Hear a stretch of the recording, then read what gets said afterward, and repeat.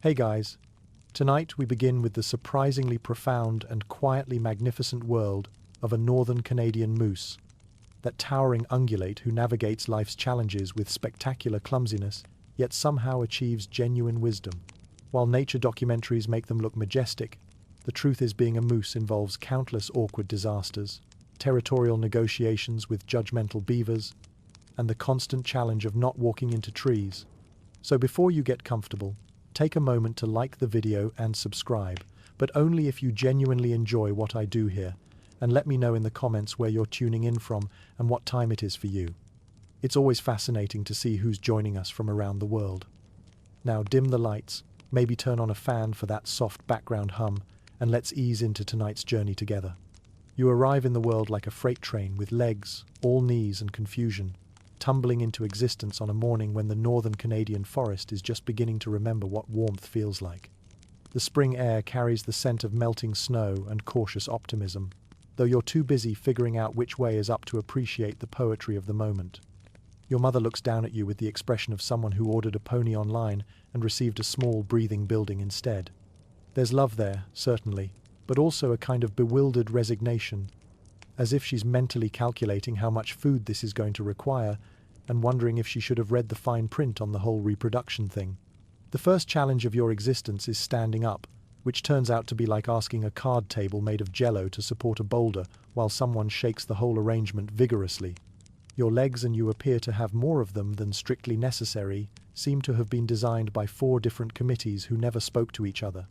The front ones want to go left, the back ones are committed to going right, and all of them seem fundamentally opposed to the concept of working together. You make several valiant attempts at vertical living, each one more spectacular in its failure than the last. There's something almost artistic about the way you collapse, legs splaying in directions that probably violate several laws of physics. Your mother watches with the patience of someone who has seen this performance before, though her tail swishes in a way that suggests she's privately wondering if all newborns come with such a flair for physical comedy. The forest around you smells like wet earth and new possibilities, with undertones of decomposing leaves and, let's be honest, a lot of moose poop. It's not unpleasant, exactly more like the world's most organic air freshener, assuming you're the kind of creature who finds comfort in the scent of things that have lived, died, and become part of the soil, which, as it turns out, you are. Somewhere above you, a bird is singing with the kind of relentless cheerfulness that makes you want to point out that some of us are having a day down here. Thank you very much. The sound bounces off the trees, tall, patient spruces and birches that have been watching moose calves, fail at basic motor functions for decades, and have developed a kind of fond tolerance for the whole spectacle. Your first successful step happens almost by accident. One moment you're contemplating the interesting patterns your legs make when they're tangled together like a pretzel designed by someone who's never seen a pretzel, and the next moment you're upright, swaying gently like a very large, very confused tree in a light breeze. The achievement lasts exactly 3 seconds before you remember that standing up is only half the battle. Staying up requires an entirely different skill set, one you clearly haven't mastered. The collapse this time is more controlled, which is to say you manage to avoid landing directly on your head. Your mother makes a sound that might be encouragement or might be the moose equivalent of a sigh. It's hard to tell the difference when you're new to the whole being alive business. But you're nothing if not persistent, which is either admirable or concerning, depending on your perspective. You try again, and this time you manage to stay vertical long enough to take what could generously be called a step. It's more of a controlled fall in a forward direction, but it gets you from point A to point B, even if point B turns out to be a small shrub that you hadn't noticed before, and which is now considerably flatter than it was a moment ago. Your mother moves closer, and for the first time you get a proper look at her. She's enormous, but in a way that seems intentional, like someone designed her specifically to be large and decided to be really thorough about it. Her legs are sturdy and sure, her head is crowned with ears that seem to catch every sound in the forest, and her eyes hold the kind of calm competence that comes from knowing exactly what you are and being comfortable with it. You, by contrast, feel like a rough draft of a moose. All the right parts are there, more or less, but they seem to have been assembled by someone working from a blueprint that was missing a few crucial pages. Your legs are too long, your head feels too heavy, and you're starting to suspect that whoever designed you might have been having an off day. The morning progresses with more attempts at locomotion, each one slightly less catastrophic than the last. You discover that momentum is both your friend and your enemy, helpful for getting started, less helpful for stopping. Trees, it turns out, are excellent for stopping, though they seem to take a dim view of being used for this purpose. By midday, you've managed something that could almost be called walking, if you're feeling generous with your definitions. It's more of a barely controlled stumble, punctuated by moments of accidental stability. But it gets you around, which is more than you could say for yourself this morning. Your mother begins to move away from the spot where you entered the world, and you understand, with the dim instinct that passes for wisdom at your age, that you're expected to follow. This is your first lesson in the fundamental truth of moose existence. Life is a series of destinations, and getting there is mostly a matter of not falling down more than absolutely necessary. The afternoon sun filters through the trees, casting everything in a warm, golden light that makes even your spectacular lack of coordination seem somehow dignified. You're still figuring out the basics, walking, breathing, not tripping over your own feet, but there's something deeply satisfying about simply being here, in this moment, in this forest that smells like home, even though you've only just discovered what home means. As evening approaches, you find yourself walking, actually walking, not just failing to fall down beside your mother through a forest that's beginning to feel less like an obstacle course and more like a place where a moose might reasonably expect to live. Your steps are still uncertain, your legs still seem to have minds of their own, but you're moving forward, and for now, that's enough. The second week of your existence brings with it the revelation that being alive is significantly more complicated than you initially assumed. Learning to nurse, for instance, turns out to be an exercise in applied physics that would challenge someone with a proper understanding of angles, leverage, and basic spatial relationships. You, possessing none of these qualifications, approach the task with the kind of boundless confidence that can only come from complete ignorance. Your legs, which have grown another impossible inch since last week, seem to belong to 3 different animals who are having a disagreement about basic coordination. The front legs want to bend one way, the back legs insist on bending another way, and the middle section of your body appears to be operating under the assumption that gravity is merely a suggestion. Getting low enough to actually reach your mother's milk requires a combination of yoga poses that haven't been invented yet. Your mother watches these attempts with the patient expression of someone who has accepted that motherhood involves witnessing a lot of very public failures. She adjusts her position slightly, trying to make the geometry work in your favor, but there's only so much she can do when her offspring seems to be conducting an ongoing experiment in how many different ways it's possible to misunderstand the concept of bend down. The first successful nursing session feels like a minor miracle, the kind of achievement that deserves its own commemorative plaque. The milk is warm and rich and tastes like safety, if safety had a flavor. It's also your first real indication that being a moose might actually work out, despite all evidence to the contrary. But success, as you're learning, is often followed immediately by new challenges. This week's challenge arrives in a cloud of tiny, determined wings. Mosquitoes. Lots of them. So many that the air itself seems to buzz with malevolent intent. The realization hits you with the force of a small, irritating revelation. Being large doesn't make you powerful. It just gives you more surface area for tiny vampires to explore. Every inch of your gangly, awkward body becomes a potential landing strip for insects who seem to view you as a mobile buffet that's conveniently too clumsy to swat them effectively. Your mother demonstrates the traditional moose response to mosquitoes, a kind of stoic acceptance punctuated by occasional ear flicks and tail swishes. She moves through the cloud of insects with the dignity of someone who has long since given up on the idea of a mosquito-free existence. You, lacking both her experience and her philosophical approach to blood-sucking insects, respond with considerably less grace. Your attempts at swatting mosquitoes result in a dance that's part interpretive performance art, part seizure. You swing your head wildly, trying to discourage the aerial assault, but your antler buds are still tiny and your coordination is still theoretical. Mostly you succeed in looking like a very large creature having an argument with the air itself. The forest around you is waking up in earnest now, shaking off the last of winter's lethargy like a bear emerging from hibernation. The northern Canadian wilderness stretches in all directions, a vast expanse of spruce and birch and pine that seems to go on forever. Morning light filters through the canopy in golden shafts that illuminate dancing columns of gnats and pollen, creating a scene that would be positively magical if you weren't too busy being tortured by insects to appreciate it. Birds sing from every branch with the kind of aggressive cheerfulness that makes you wonder if they're being paid by the note. There are chickadees and nuthatches, ravens and blue jays, all of them apparently under the impression that dawn is the perfect time for a full-scale musical production. Their enthusiasm is both inspiring and slightly insulting. Here you are, struggling with basic existence, and they're treating each new day like it's personally exciting. A red squirrel chatters at you from a nearby pine, its voice carrying the kind of judgmental tone that suggests it has opinions about your walking technique. And frankly, those opinions are probably justified. You're getting better at not falling down, but better is a relative term when your baseline is catastrophic failure at regular intervals. Your mother leads you through the forest at a pace that accommodates your current limitations, which is to say, very slowly. She seems to understand that rushing you would result in more comedy than progress. Instead, she moves with the patient gait of someone who has accepted that this journey is going to take a while. The early attempts at eating plants provide their own brand of humiliation.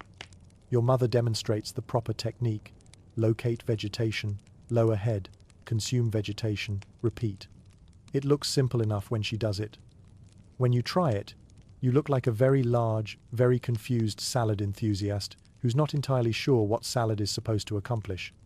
The problem is that your mouth is apparently designed for precision work, but your head is attached to a neck that's still figuring out basic steering. You aim for a particularly appetizing cluster of leaves and somehow end up with a mouthful of bark. You try for some tender grass shoots and find yourself contemplating a small rock. It's like your head is controlled by someone who's never seen food before and is just guessing at how the whole eating process is supposed to work. Your mother watches these attempts with what you're beginning to recognize as her standard expression of patient concern. Occasionally she'll position herself so that the good vegetation is easier for you to reach, or nudge you gently away from the less edible options. She never makes you feel stupid about your mistakes, which is generous, considering how spectacular some of those mistakes are. The days develop a rhythm. Morning attempts at graceful movement, afternoon lessons in not starving, evening meditation on how many different ways it's possible to be awkward. You're improving, slowly but measurably. Your steps are more sure, your nursing sessions less gymnastic, your plant eating less likely to result in accidental consumption of inanimate objects. But improvement comes with its own challenges. As you get better at the basics, your mother's expectations begin to shift. She starts moving a little faster, staying a little farther away, letting you figure things out for yourself instead of providing constant guidance. It's not abandonment, not yet, but it's the beginning of something that feels like preparation for abandonment. The forest itself seems to be watching your progress with mild interest. The trees stand witness to your daily struggles with the kind of patient attention that comes from having watched thousands of moose calves navigate the same challenges. Some of them probably remember your mother's own awkward youth, and her mother's before that. There's something comforting about being part of such a long tradition of magnificent clumsiness.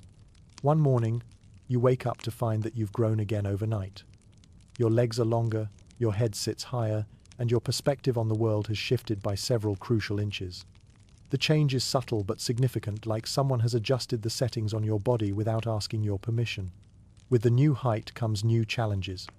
Branches that were safely above your head yesterday are now at perfect clothes-lining height. Streams that you could step over easily last week now require more careful navigation. It's as if the world is constantly rearranging itself to stay just ahead of your ability to navigate it successfully. But there are benefits too. You can reach higher vegetation now, can see farther through the forest, can begin to imagine what it might feel like to be truly large, instead of just accidentally oversized. For the first time since arriving in the world, you begin to suspect that this whole being a moose thing might actually have a point. The mosquitoes, unfortunately, seem to have noticed your increased surface area and adjusted their attack patterns accordingly. If anything, they're more enthusiastic about you now than they were when you were smaller. It's like being personally targeted by a very small, very persistent air force that operates on a 24-hour schedule. Your mother's patience with your mosquito-related dramatics is beginning to show signs of wear. Her tail swishes have taken on a slightly impatient quality, and her sighs carry undertones that suggest she's wondering when you're going to learn that dignity is sometimes more important than comfort. The lesson, when it finally sinks in, is simple but profound. Being a moose means accepting that some discomforts are just part of the package.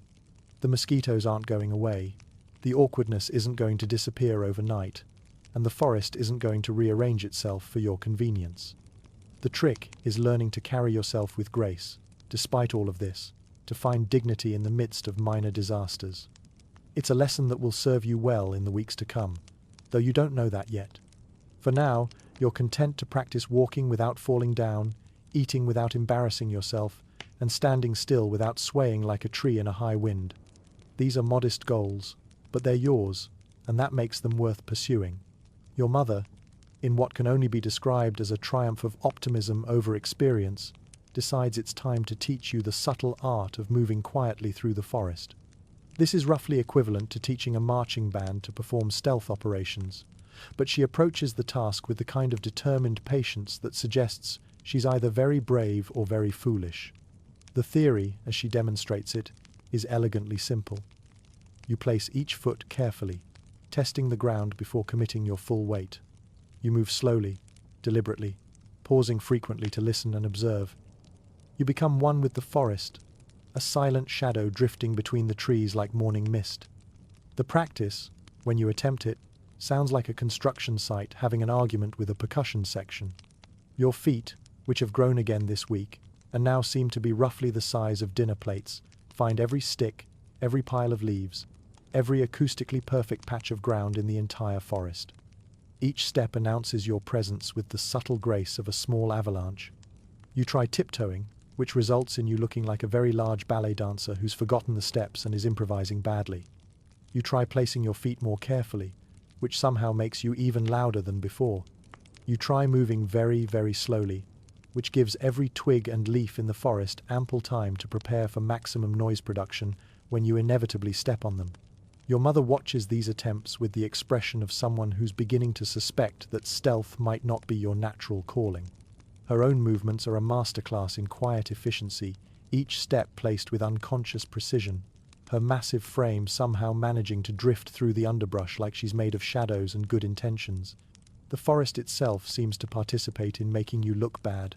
Branches that bend gracefully away from your mother's passage spring back to smack you in the face with the enthusiasm of a nature documentary gone wrong. Roots that lie flat and harmless for everyone else somehow manage to arrange themselves into perfect tripping hazards whenever you approach. Even the ground seems to develop new holes and uneven patches, specifically designed to challenge your already questionable balance. Your first encounter with other forest creatures provides a harsh lesson in just how conspicuous you've become. A family of deer, grazing peacefully in a small clearing, raises their heads in perfect unison at your approach.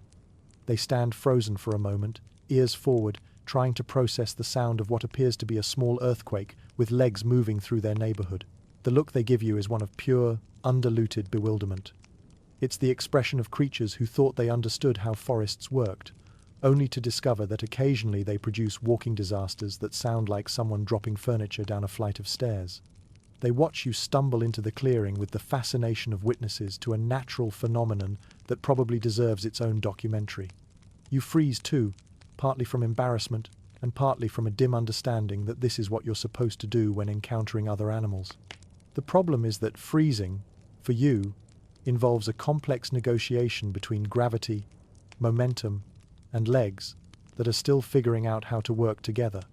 You manage to stop moving forward, but you continue swaying gently back and forth like a very large metronome set to the wrong tempo.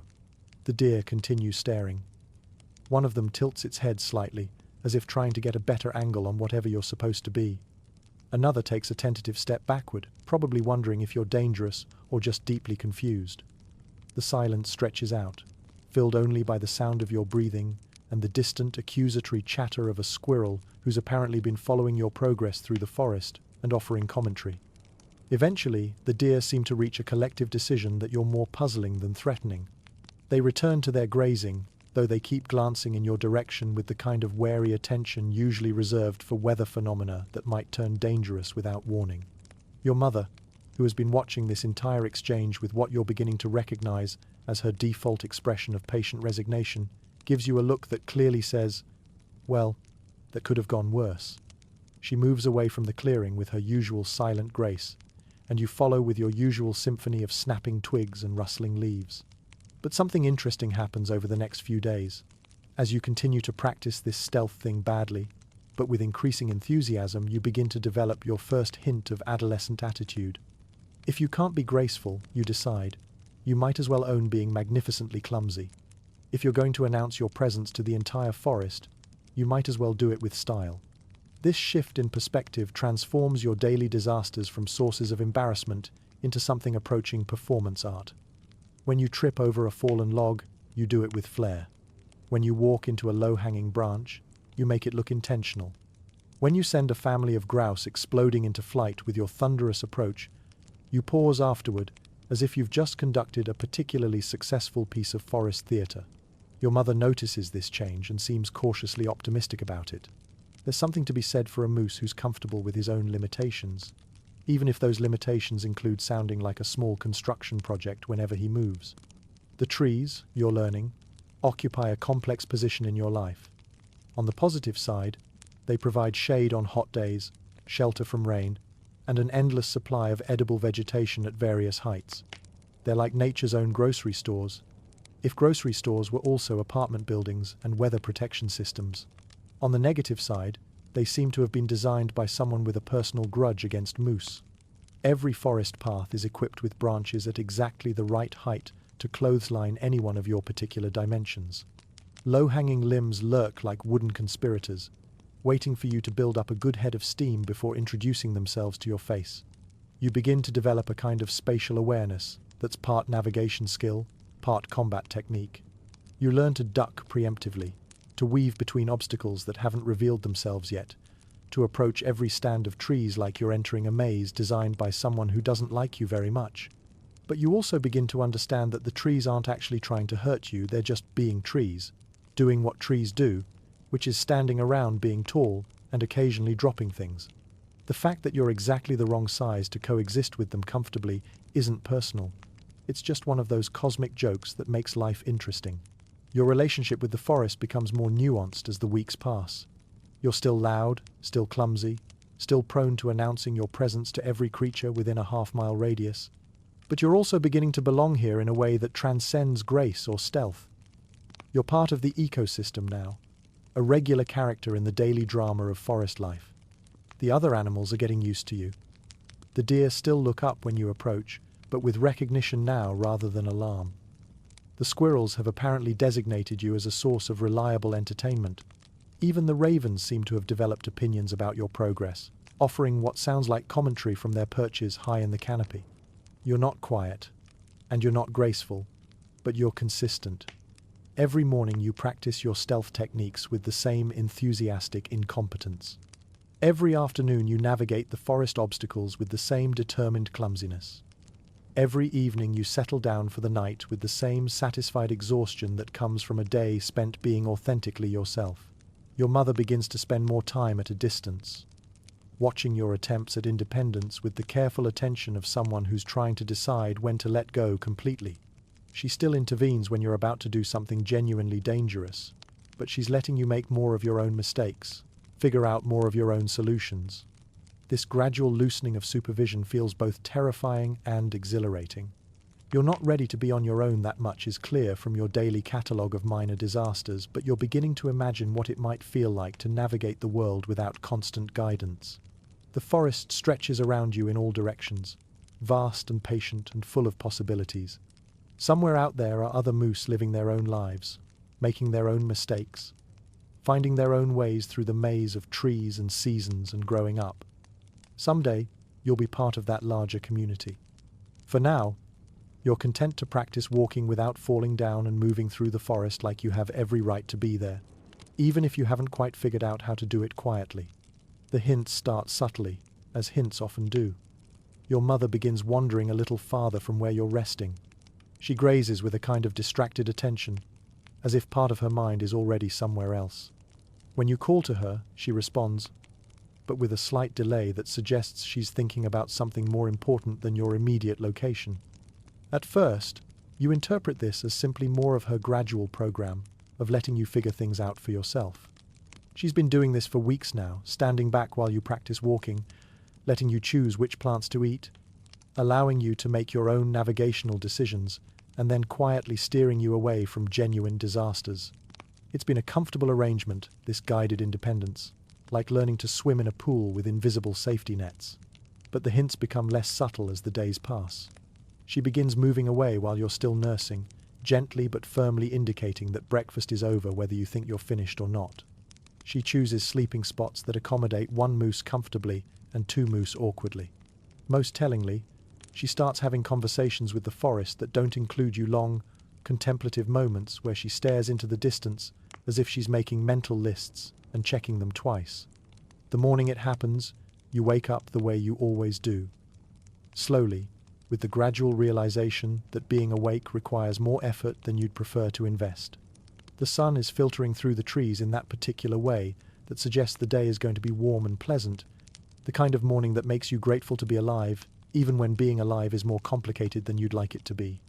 You stretch, yawn, and look around for your mother, with the casual expectation of someone who's never had to worry about where she might be. The spot where she was sleeping is empty. This isn't unusual. She often gets up before you do, starting her day with the kind of quiet efficiency that comes from years of practice at being a competent adult. You call to her, the sound echoing through the forest with the particular tone that means, "Where are you?" And also, "I'm hungry," and also, "Good morning." Usually, this produces an immediate response, either her voice calling back or the sound of her moving through the underbrush in your direction. This morning, the forest responds with silence. You call again, louder this time, with a note of what might generously be called concern creeping into your voice. Still nothing. The birds continue their morning concert. A squirrel chatters irritably about something happening 3 trees over, and somewhere in the distance a woodpecker hammers away at its daily project with the dedication of someone who genuinely loves their work. But no response from your mother. The realization creeps in slowly, the way cold water seeps through a small leak until suddenly everything is soaked. This isn't her usual morning absence. This is something else entirely. This is, and the word forms in your mind with the weight of a small revelation independence. Or, as you prefer to think of it in the immediate panic that follows, abandonment with a positive attitude. Your first instinct is to assume this is a test, like all the other challenges she's presented you with over the past weeks. Any moment now, she'll appear from behind a tree with that patient expression that says, "Well, that took you long enough to figure out." You spend a considerable amount of time looking behind trees, just in case. But the trees, it turns out, are hiding nothing more interesting than their usual collection of bark, leaves, and the occasional judgmental squirrel. Your mother is nowhere to be found, and the forest offers no clues about where she might have gone or when she might be back. The internal monologue that follows is a masterpiece of escalating anxiety, punctuated by moments of forced optimism.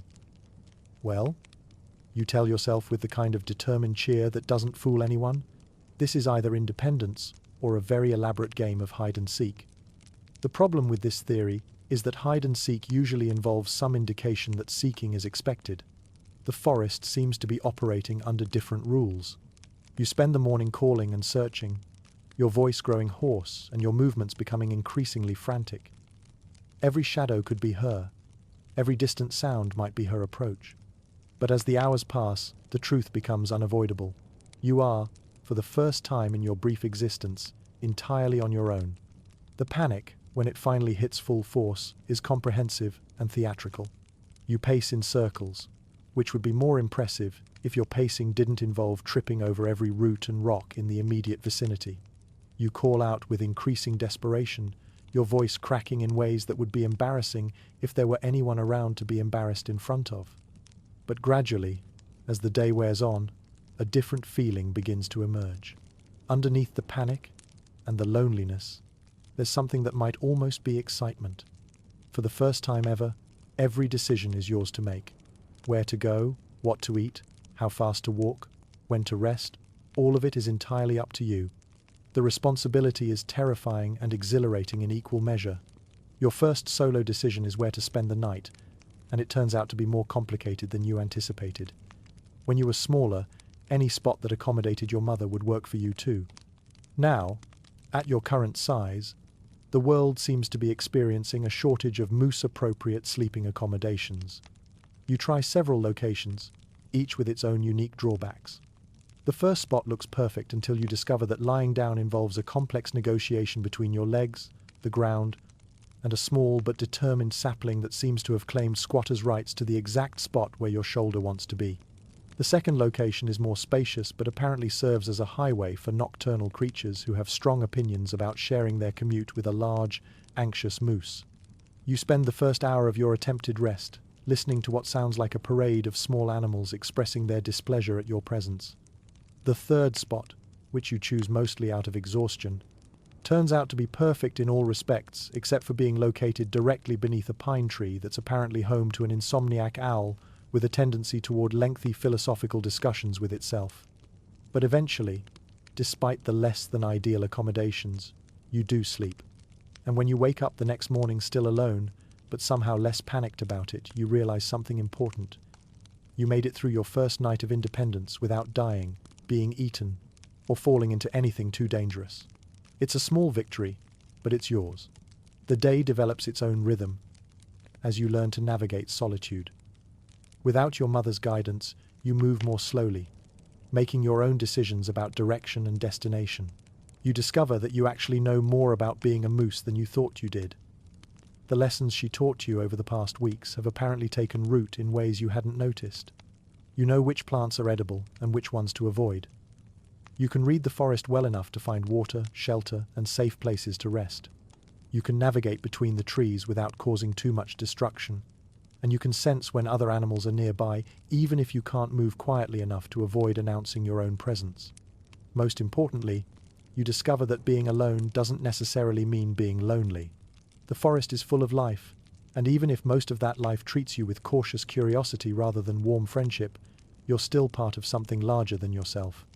As evening approaches on your first full day of independence, you find yourself standing in a small clearing, looking up at the sky through the canopy above. The stars are beginning to appear, and the air carries the scent of cooling earth and the promise of another night that you'll navigate on your own. You're not the same moose who woke up this morning expecting to find his mother nearby. You're someone slightly different, still clumsy, still learning, still prone to walking into things, but also independent, self-sufficient, and ready to discover what comes next. The forest stretches around you in all directions, vast and patient and full of possibilities. Tomorrow, you'll wake up and make your own decisions about where to go and what to do. Tonight, you'll sleep in a spot you chose for yourself, under stars you're seeing with new eyes. It's not the independence you thought you wanted, but it's the independence you've got, and that turns out to be enough. Adolescence arrives with all the subtlety of a small earthquake, announcing itself through a series of increasingly bewildering changes that make your already complicated existence exponentially more awkward. The first sign appears one morning when you're attempting your usual routine of standing up without falling down a skill you've almost mastered, and discover that your head feels different, heavier, slightly off balance in a new and concerning way. Investigation reveals the source of this development. Two small, fuzzy bumps have appeared on top of your skull, positioned with the kind of perfect symmetry that suggests someone has been planning this without consulting you. They're barely noticeable, these antler buds, no bigger than tennis balls, and covered in what can only be described as the world's least practical fur coat. You look like you're wearing tiny, fuzzy party hats, which would be charming if it weren't so deeply undignified. The bumps itch, constantly, with the kind of persistent, maddening sensation that makes you want to scratch them against every available surface, which turns out to be exactly what you're supposed to do. Trees become your new best friends, not for their shade or their edible bark, but for their perfect scratching potential. You develop preferences. Birch trees are too soft, pines are too sticky. But oaks have just the right texture for relieving the constant irritation of growing your first set of built-in headgear. Your mother, during one of her increasingly rare visits, observes this behavior with the expression of someone watching a familiar but still slightly embarrassing performance. She remembers this phase, clearly, though whether she remembers it fondly or with relief that it's over is harder to determine. But the antler buds are just the opening act in the grand production of your physical transformation. Your voice, which had finally settled into something resembling reliable communication, decides to embark on its own journey of self-discovery. What used to be a straightforward moose call, a sound that efficiently conveyed, "Here I am," or "Where are you?" or "This grass tastes better than expected," now emerges as something altogether more complex and significantly less dignified. Your calls sound like a foghorn having an existential crisis. They start in one register, wander through several others, and occasionally end up in pitches that you didn't know you were capable of producing. Sometimes you begin to call and your voice cracks halfway through, leaving you standing in the forest making sounds that would challenge a professional yodeler. The effect on local wildlife is immediate and pronounced. Creatures that had grown accustomed to your presence now stop what they're doing to stare when you vocalize, their expressions mixing confusion with what might be sympathy. A family of loons, those masters of haunting wilderness calls, actually stopped their own singing to listen to one of your vocal attempts, and the silence that followed felt distinctly judgmental. The embarrassment of your changing voice is compounded by the arrival of other young moose in your area, teenagers like yourself, all of them navigating their own awkward transitions, but somehow managing to do it with more grace than you can muster. This leads to your first real attempts at peer socialization, which go about as well as everything else you've tried so far. There's Malcolm, a bull roughly your age, whose antler buds are slightly more developed than yours, and who carries himself with the kind of confidence that comes from never having walked into a tree branch in front of witnesses. There's Clarence, whose voice changed months ago, and who can now produce calls that sound intentional rather than accidental. And there's Big Jim, who isn't actually bigger than you, but who chose his own nickname and somehow made it stick through sheer force of personality. Your attempts to impress this group result in a comedy sequence that would be funnier if you weren't the star of it. You try to demonstrate your superior grazing technique and somehow manage to get your head stuck in a small shrub. You attempt to show off your improved walking skills and trip over a route that everyone else had successfully avoided. You try to join a conversation about territorial boundaries, and your voice cracks so dramatically that two ravens fall out of a tree laughing. The social hierarchy of teenage moose, it turns out, is based on a complex algorithm that takes into account antler development, vocal maturity, general coordination, and something intangible that might be called coolness. You score poorly in all categories, which places you firmly at the bottom of a pecking order you didn't know existed until you were already failing to climb it. But the most humbling discovery is that being the size of a small building doesn't automatically confer social status. You're larger than most of your peers, more physically imposing, theoretically more intimidating. None of this matters when you're trying to look impressive and you accidentally step backwards into a pond, or when you're attempting to strike a dignified pose and a mosquito lands on your nose, causing you to go cross-eyed, trying to focus on it. The other young moose aren't cruel about your social awkwardness, moose. Society doesn't really work that way. They're more puzzled than anything else, as if they're trying to figure out how someone can be so large and so ungainly at the same time. Their confusion is somehow worse than outright mockery would be. Your first real encounter with humans occurs during this period of peak adolescent awkwardness, which means it goes exactly as badly as you might expect. You're practicing your territorial posturing, standing very still while trying to look intimidating, a skill that's harder than it sounds when you hear unfamiliar sounds approaching through the forest. The sounds are rhythmic but irregular, accompanied by a kind of chatter that's unlike anything the forest usually produces. You're curious enough to investigate, despite your mother's long-standing advice about being cautious around unknown noises. Moving as quietly as you can manage, which is to say, slightly less loudly than a construction crew, you approach the source of the disturbance. What you discover, in a small clearing beside a beaver pond, is your first group of humans. There are 3 of them, loaded down with equipment that makes no immediate sense, pointing objects at the scenery and making excited noises whenever they see something interesting. They're clearly not predators. They move with the kind of casual inefficiency that suggests they've never had to run for their lives, but they're also not any kind of creature you've encountered before. The mutual moment of discovery is everything you might hope for in terms of awkward interspecies communication. You step into the clearing, trying to project the kind of casual confidence that might make you look like a moose who encounters humans all the time and finds them only mildly interesting. What actually happens is that you trip slightly on your own hooves, stumble forward with your arms windmilling for balance, and end up staring at the humans from a distance of about 10 feet, with an expression that probably reads as either friendly curiosity or mild indigestion. The humans freeze. You freeze. Everyone engages in a moment of collective, "What the hell is that thing?" contemplation. One of the humans says something in their incomprehensible language, and the tone suggests they're asking the same question you're asking. What exactly is supposed to happen next in this situation? Another human slowly reaches for one of their mysterious devices, moving with the kind of careful deliberation that people use when they're not sure whether they're looking at something dangerous or just deeply unusual. You decide to break the tension by attempting one of your new, improved moose calls. What emerges is your voice at its most adolescently unreliable. A sound that starts as a respectable bellow, cracks into a squeak, recovers briefly as a honk, and ends in what can only be described as a sigh of resignation. The human's response is immediate and gratifying. They all start making excited noises at once, pointing their devices in your direction and behaving as if you've just done something remarkable rather than merely embarrassing.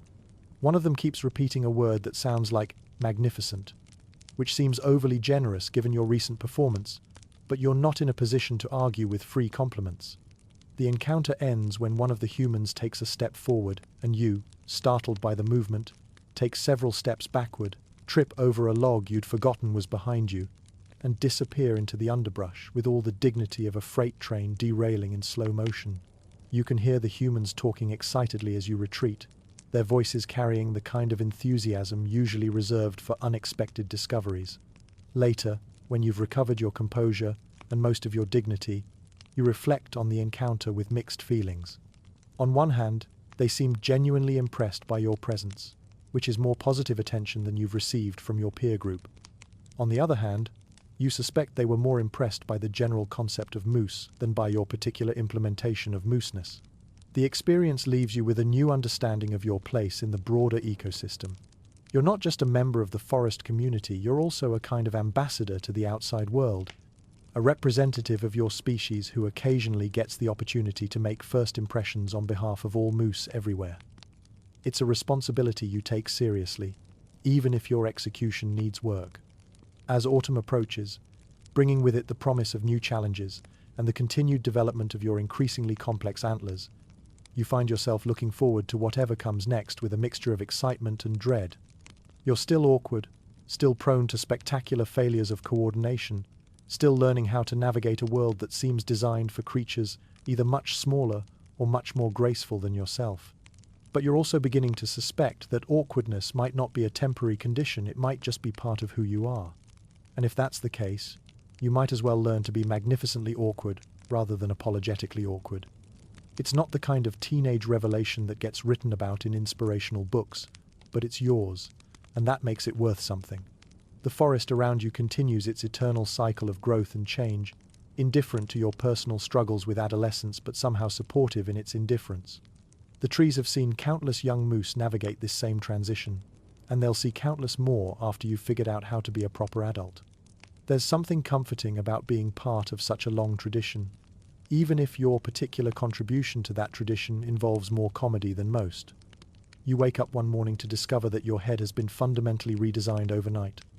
The fuzzy little party hats that had been gradually developing on your skull have transformed into something altogether more substantial, actual antlers, complete with points and branches, and a general appearance that suggests your head is now equipped with built-in furniture. The realization comes slowly, as major life changes often do. First, there's the awareness that something feels different about the way your head balances on your neck. Then there's the discovery that ducking under branches requires significantly more calculation than it used to. Finally, there's the moment when you catch your reflection in a still pond and realize that you're looking at a creature you don't entirely recognize yourself, but with architectural additions that transform your entire silhouette. The antlers are impressive, you have to admit. They spread outward from your skull with the kind of symmetrical grandeur that suggests they were designed by someone with a good sense of aesthetics and a thorough understanding of structural engineering. They're also enormous, adding roughly 3 feet to your total width and completely changing the geometry of your daily existence. Every doorway, or rather, every gap between trees that used to serve as a doorway, now requires careful negotiation. You can no longer move through the forest with the casual assumption that your head will fit through the same spaces as the rest of your body. Instead, you must constantly recalculate angles, estimate clearances, and develop a whole new understanding of spatial relationships that takes your cranial additions into account. The learning curve is steep and frequently painful. Low-hanging branches that you've successfully avoided for months suddenly become major obstacles. Gaps between trees that used to accommodate you comfortably now require either careful navigation or undignified backing up and trying a different route. The forest, which had finally begun to feel navigable, has once again become an obstacle course designed by someone who doesn't like you very much. But there are unexpected benefits to your new headgear. The antlers provide excellent scratching opportunities. You can now relieve itches in places that were previously unreachable simply by rubbing against the right tree. They also serve as conversation starters, though admittedly most of the conversations consist of other creatures staring at you and making sounds that translate roughly to, "Well, would you look at that?" The autumn forest provides the perfect backdrop for your adjustment to antlered life. The leaves are changing colors with their usual dramatic flair, painting the landscape in shades of gold and red and orange that make everything look like a postcard from a more beautiful version of reality. The air carries the scent of wood, smoke, and dying leaves, and the promise of winter, though winter still feels like a distant concern compared to the immediate challenge of not getting your antlers caught in every passing branch. You take long, contemplative walks through this autumn wonderland, partly because walking is good exercise, and partly because standing still for too long gives you too much time to think about how different your life has become. These walks have a meditative quality, punctuated by occasional moments of comedy when you misjudge a clearance and find yourself temporarily entangled with the local vegetation. Getting stuck is becoming a regular occurrence, though you're developing techniques for extracting yourself with minimal damage to either your dignity or the surrounding plant life. The key, you've discovered, is to remain calm, assess the situation methodically, and resist the urge to thrash around like a large, antlered panic attack. Panic, as it turns out, only makes the entanglement worse and provides entertainment for any creatures who happen to be watching. Your first meeting with other bull moose in your new antlered state is both enlightening and slightly intimidating. You encounter Big Jim near the same pond where you met the humans, and the dynamic between you has shifted in subtle but significant ways. His antlers are still more developed than yours, broader, more elaborate, carrying the kind of authority that comes from several seasons of experience. But yours are respectable now, genuine antlers rather than the apologetic bumps you sported just a few months ago. The meeting involves the ancient ritual of standing around looking impressive while secretly wondering if your antlers make you look fat. It's a delicate dance of masculine posturing that requires you to project confidence while simultaneously evaluating your competition and trying to determine where you fit in the updated hierarchy. Big Jim approaches the interaction with the casual authority of someone who's been through this before. He positions himself at an angle that shows off his antlers to best advantage, holds his head at exactly the right height to look both impressive and approachable, and manages to convey the message that he's comfortable with his place in the world without being overtly aggressive about it. You attempt to match his performance, with mixed results. Your positioning is adequate, your head height is approximately correct, but there's something slightly self-conscious about your presentation that probably undermines the whole effect. You're still figuring out how to carry your new equipment with confidence, and it shows. The conversation, such as it is, consists mainly of various forms of standing and looking at each other. Occasionally, one of you will make a small movement, a slight turn of the head, a casual step to one side, and the other will respond with a corresponding adjustment. It's like a very slow, very polite dance performed by creatures who are pretending they're not dancing at all. Eventually, Big Jim seems to reach some kind of internal conclusion about your relative status. He gives you a look that might be respectful acknowledgement or might be polite dismissal, it's hard to tell with moose, and wanders off to pursue his own mysterious moose business. You're left standing by the pond, trying to interpret the interaction and wondering whether you passed whatever test was being administered. Malcolm shows up a few days later, and his antlers have undergone their own dramatic development. They're different from yours, more swept back, with a different branching pattern that gives him a slightly more aggressive appearance. The comparison is inevitable and somewhat depressing. Your antlers are perfectly functional, certainly respectable, but Malcolm's have a kind of artistic flair that makes yours look like they were designed by a committee that couldn't agree on basic specifications. The realization that antlers are both a status symbol and a daily inconvenience becomes increasingly clear as the weeks pass. They're impressive, certainly, and they command a certain respect from other forest creatures. But they're also like wearing a crown made of coat hangers, constantly catching on things, requiring careful maneuvering in tight spaces, and occasionally making you look foolish when you miscalculate their dimensions. You develop a love-hate relationship with your new headgear. On good days, when you're standing in just the right light with your antlers silhouetted against the sky, you feel magnificent in a way that transcends your usual self-doubt. You look like the kind of moose who might appear in nature documentaries, the sort of creature that inspires respectful whispers and careful photography. On bad days, when you've spent the morning extracting yourself from various forms of vegetation and your neck aches from carrying around what feels like a small tree on your head, you wonder if being a cow moose might have been a simpler career path. But mostly, you're learning to adapt. The forest is teaching you patience in the way that forests do through repeated, gentle lessons that eventually sink in despite your initial resistance. You're developing a new kind of spatial awareness, a different way of moving through the world that accommodates your expanded dimensions. It's not the graceful gliding you once imagined you might achieve, but it's functional, and functional is enough for now. The autumn progresses with its usual combination of beauty and melancholy. The leaves continue their spectacular show, falling eventually to create a carpet of gold and red that crunches satisfyingly under your hooves. The air grows crisper, carrying hints of the winter that's approaching with its own set of challenges and adjustments. You spend more time by the pond, partly because it's a good place for drinking, and partly because the water provides an excellent mirror for admiring your new profile. You're still not entirely sure how you feel about your transformation, but you're beginning to accept that this is who you are now, a moose with antlers, a creature equipped for a different kind of existence than the one you used to live. The reflection in the water shows someone who's definitely grown up, even if the growing up has happened in ways you didn't entirely expect. Your face has lost some of its youthful uncertainty, replaced by something that might eventually develop into wisdom, if you're lucky. Your stance is more confident, your presence more substantial. You look like a moose who belongs in the forest, who has earned his place in the ecosystem through the simple act of surviving long enough to grow into his own skin. As winter approaches, bringing with it the promise of new challenges and the need to test your antlered navigation skills against snow-laden branches, you find yourself cautiously optimistic about the future.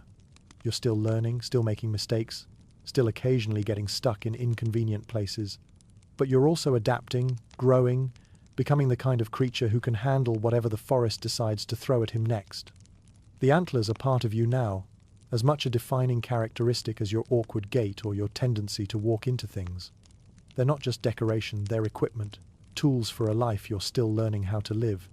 And if that life occasionally involves getting tangled up in the underbrush while looking magnificent, well, that seems like a reasonable trade-off for finally looking like the moose you were always supposed to become.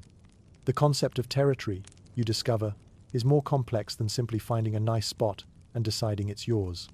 It involves an intricate web of negotiations, traditions, and unspoken agreements that make forest politics look like a cross between a chess match and a very polite argument that's been going on for decades. Your first territorial challenge arrives on a Tuesday morning, which seems somehow inappropriate for what you've been led to believe should be a dramatic, life-defining moment. You're standing near your favorite pond, the one with the good drinking water and the convenient scratching trees, when you notice another bull moose approaching with the kind of deliberate gait that suggests this isn't a social call. The bull is older than you, more experienced, with antlers that have the weathered look of someone who's been through several seasons of territorial negotiations. He's not larger than you, exactly, but he carries himself with the confidence of someone who knows exactly what he's doing and expects the world to accommodate his plans accordingly. The standoff that follows plays out like the world's most boring western. You both stop walking when you're about 50 feet apart. You both turn to face each other with the kind of careful precision that suggests this is a choreographed performance rather than a spontaneous encounter. You both stand perfectly still, evaluating each other with the thoroughness of art critics examining a particularly puzzling installation. The silence stretches out, filled only by the sound of wind in the trees and the distant commentary of a loon who seems to find the whole situation amusing. You try to look intimidating, which mostly involves standing as tall as possible and holding your antlers at what you hope is a threatening angle. Your opponent does the same, creating a tableau that would be impressive if it weren't so obviously rehearsed. Minutes pass. You begin to wonder if there's supposed to be some kind of signal to indicate when the actual confrontation should begin, or if this is the actual confrontation, a test of who can stand still and look stern for the longest period of time. Your legs start to ache from maintaining the same position, but moving feels like it might be interpreted as weakness or surrender. The other bull takes a step forward. You respond by taking a step forward. He tilts his head slightly to show off his antlers to better advantage. You tilt your head in response, trying to match his angle while secretly hoping your antlers are positioned in a way that doesn't make you look like you're confused about basic geometry. This dance continues for what feels like hours but is probably only 20 minutes. Step, counter step, head tilt, antler adjustment, all performed with the kind of solemn dignity that suggests you're both taking this very seriously indeed. Occasionally, one of you will make a sound, a low grunt or a quiet snort, and the other will respond with a similar vocalization, creating a conversation that consists entirely of masculine huffing. The resolution, when it finally comes, is almost anticlimactic. The other bull seems to reach some internal conclusion about the situation. He gives you a look that might be respectful acknowledgement or might be bored resignation, makes a sound that could be interpreted as either well played or this isn't worth my time, and wanders off in the direction he came from. You're left standing by your pond, wondering what exactly just happened and whether you won, lost, or participated in some kind of elaborate tie. The lack of clear resolution is frustrating, but you're beginning to suspect that most territorial disputes end this way, not with dramatic victories or crushing defeats, but with mutual agreement that everyone has better things to do. The experience teaches you something important about your own temperament. You're more of a live and let live type than a fight for every square inch type. This realization is both zen and occasionally problematic. It means you're less likely to get into serious conflicts, but it also means you sometimes end up with smaller territories than you might otherwise claim. Your approach to territorial negotiation develops along these lines. When challenged, you make a reasonable show of defending your space, but you're also willing to compromise if the situation calls for it. You'll share water sources during dry spells. You'll allow passage through your territory for creatures who are clearly just passing through, and you'll even tolerate temporary visitors as long as they're respectful about it. This philosophy leads to your decision to establish your primary territory near a particularly decent pond, because location really is everything in real estate and moose life. The pond is large enough to provide reliable water, deep enough for cooling off during hot weather, and positioned in a clearing that gets good morning sunday. It's surrounded by a variety of edible vegetation and convenient scratching trees, and it's far enough from major travel routes to provide privacy while being accessible enough that you don't feel completely isolated. The only problem with your perfect pond is that it appears to be owned, in the opinion of its current residents, by a family of beavers who have been living there considerably longer than you have, and who seem to think your arrival represents a hostile takeover of their carefully engineered ecosystem. The ongoing negotiation with the beavers becomes one of the defining challenges of your young adult life. They're remarkably industrious creatures, constantly working on dam improvements, lodge maintenance, and what appears to be a comprehensive urban planning program for their aquatic community. They're also surprisingly territorial for animals that are a fraction of your size and theoretically much lower on the food chain.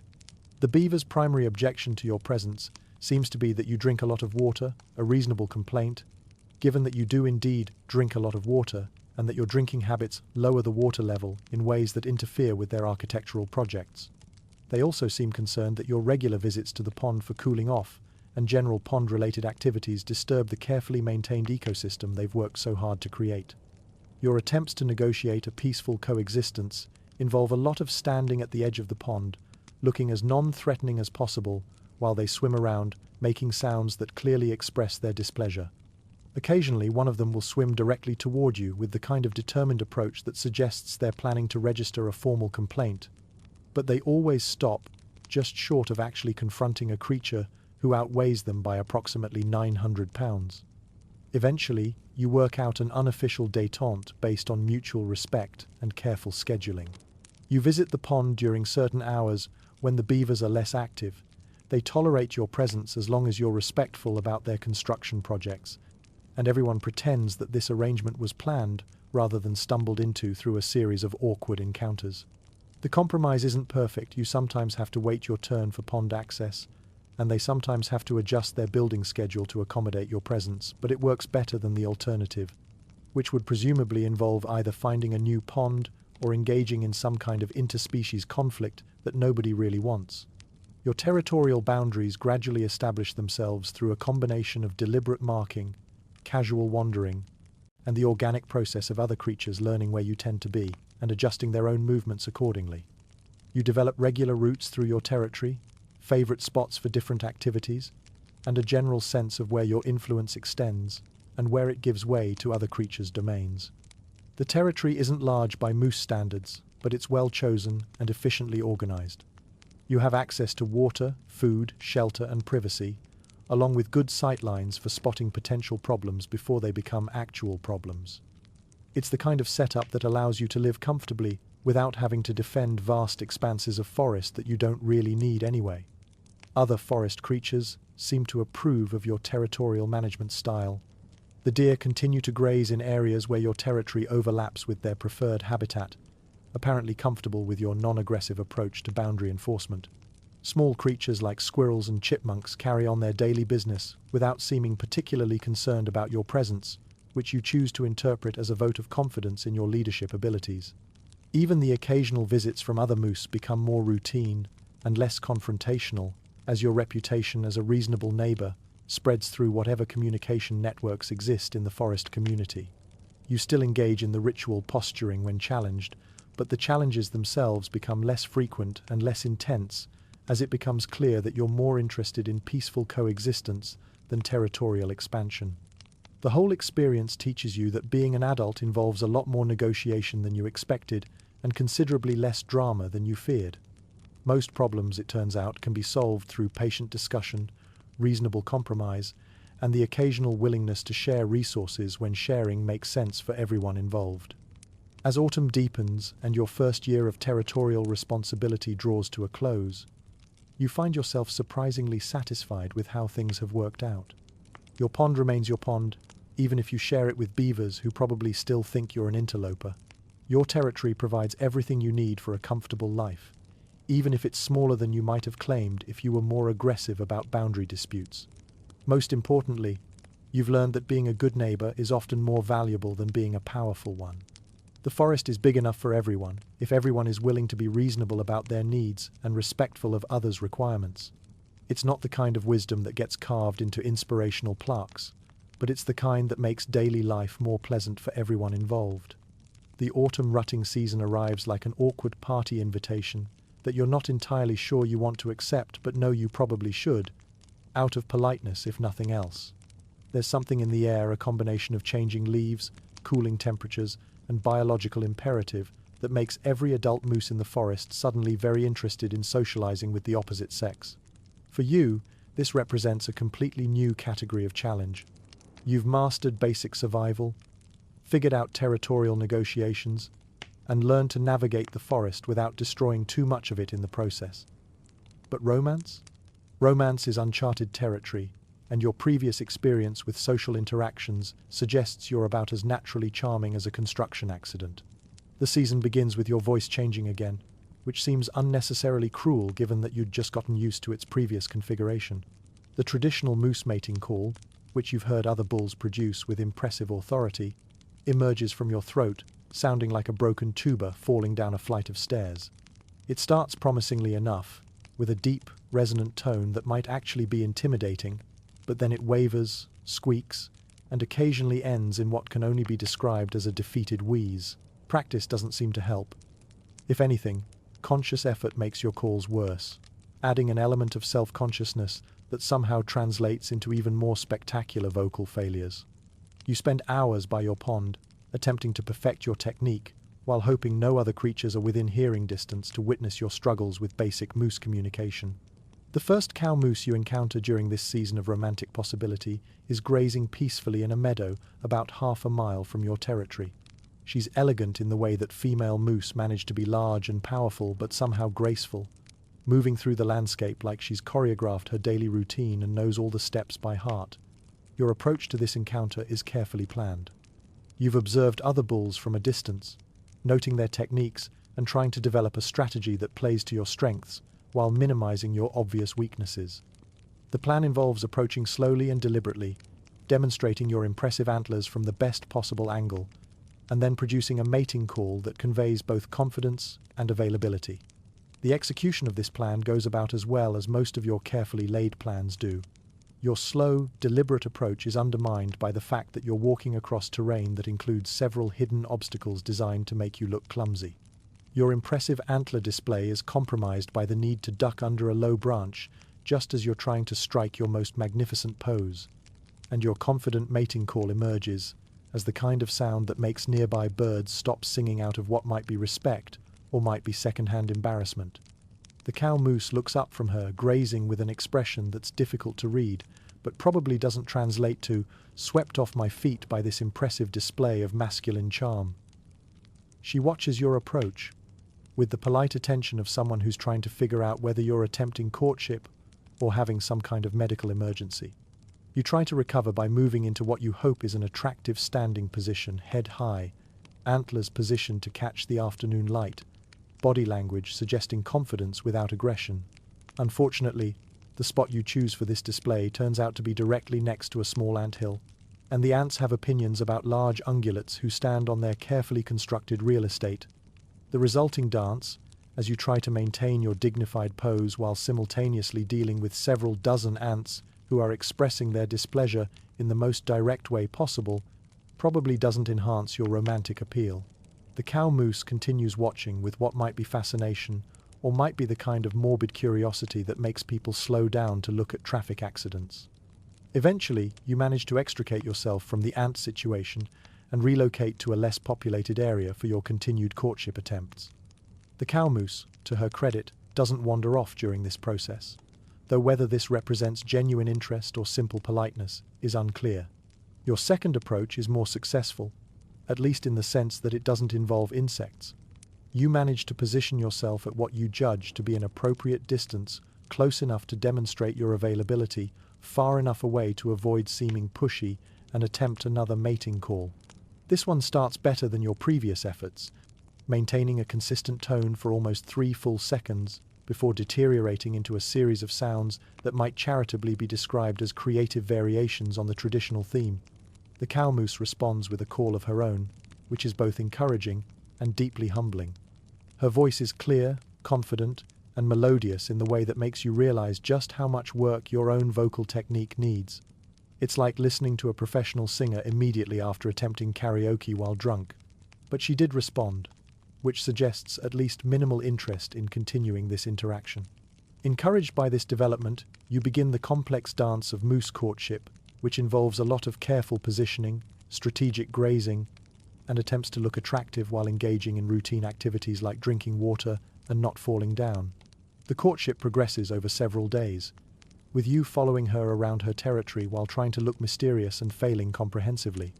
Mystery, it turns out, is difficult to maintain when you're a 1,000-pound ungulate with a tendency to walk into things. Every attempt at brooding silence is undermined by the sound of your hooves announcing your presence to everything within a half-mile radius. You try various approaches to courtship conversation, with mixed results. Attempts at small talk grunting meaningfully at interesting vegetation. Making appreciative sounds at particularly nice weather fall flat due to your limited vocal range and general awkwardness with social interaction. Efforts to demonstrate your territorial success by showing off your pond and its excellent amenities are more successful, though her polite interest feels more like she's humor you than because she's genuinely impressed by your real estate choices. The realization that confidence is key comes gradually, through a series of small interactions that go better when you stop trying so hard to be impressive and start simply being yourself. When you're comfortable, genuinely comfortable, not performing comfort, your calls are more reliable, your movements less self-conscious, your general presence more appealing. This insight leads to your most successful period of courtship, a few golden days when you manage to relax enough to let your better qualities show through. You're still awkward, still prone to minor disasters, but you're also patient, gentle, and surprisingly good at finding the best grazing spots. These turn out to be attractive qualities, even if they're not the kind that get featured in romantic moose poetry. The courtship reaches its natural conclusion with the anticlimactic discovery that your lady friend has higher standards than you initially assumed. She's been polite about your efforts, appreciative of your persistence, and genuinely friendly in her interactions with you. But she's also been evaluating other potential suitors, including Big Jim, whose combination of experience, vocal reliability, and general coordination apparently makes him a more attractive, long-term prospect. The rejection, when it comes, is handled with the kind of grace that spring returns to the northern Canadian forest with its usual fanfare of melting snow, budding trees, and the kind of optimistic bird chatter that suggests everyone has collectively agreed to forget how miserable winter was and focus on the possibilities that come with longer days and warmer temperatures. You emerge from this winter looking like a moose who finally knows what he's about, which is to say, you look like yourself, but with the kind of confidence that comes from having survived enough seasons to develop a personal philosophy about existence. Your antlers, shed and regrown over the winter months, are now genuinely impressive specimens of biological architecture. They spread from your skull with the kind of majestic authority that suggests you've finally grown into the equipment you were issued at birth. The points are sharp, the branching is elegant, and the overall effect is one of dignified power tempered by the wisdom that comes from years of experience with getting them caught in inconvenient places. Even if you do say so yourself, and you do, in the privacy of your own thoughts, these are the antlers of a moose who has achieved something approaching respectability. They're not the largest antlers in the forest, perhaps, but they're substantial enough to command attention and well-proportioned enough to suggest that their owner might actually know how to use them if the situation demanded it. The spring confidence montage that follows is a series of small victories that collectively add up to something resembling competence. A territorial dispute with a younger bull resolves itself in your favor after only 20 minutes of strategic posturing, during which you manage to look intimidating without actually having to do anything more strenuous than stand still and occasionally tilt your head at meaningful angles. Your mating calls, while still not quite reaching the level of vocal artistry you admire in the older bulls, have achieved a consistency that you find deeply satisfying. They emerge from your throat, sounding intentional rather than accidental, conveying the appropriate messages without embarrassing you in front of witnesses.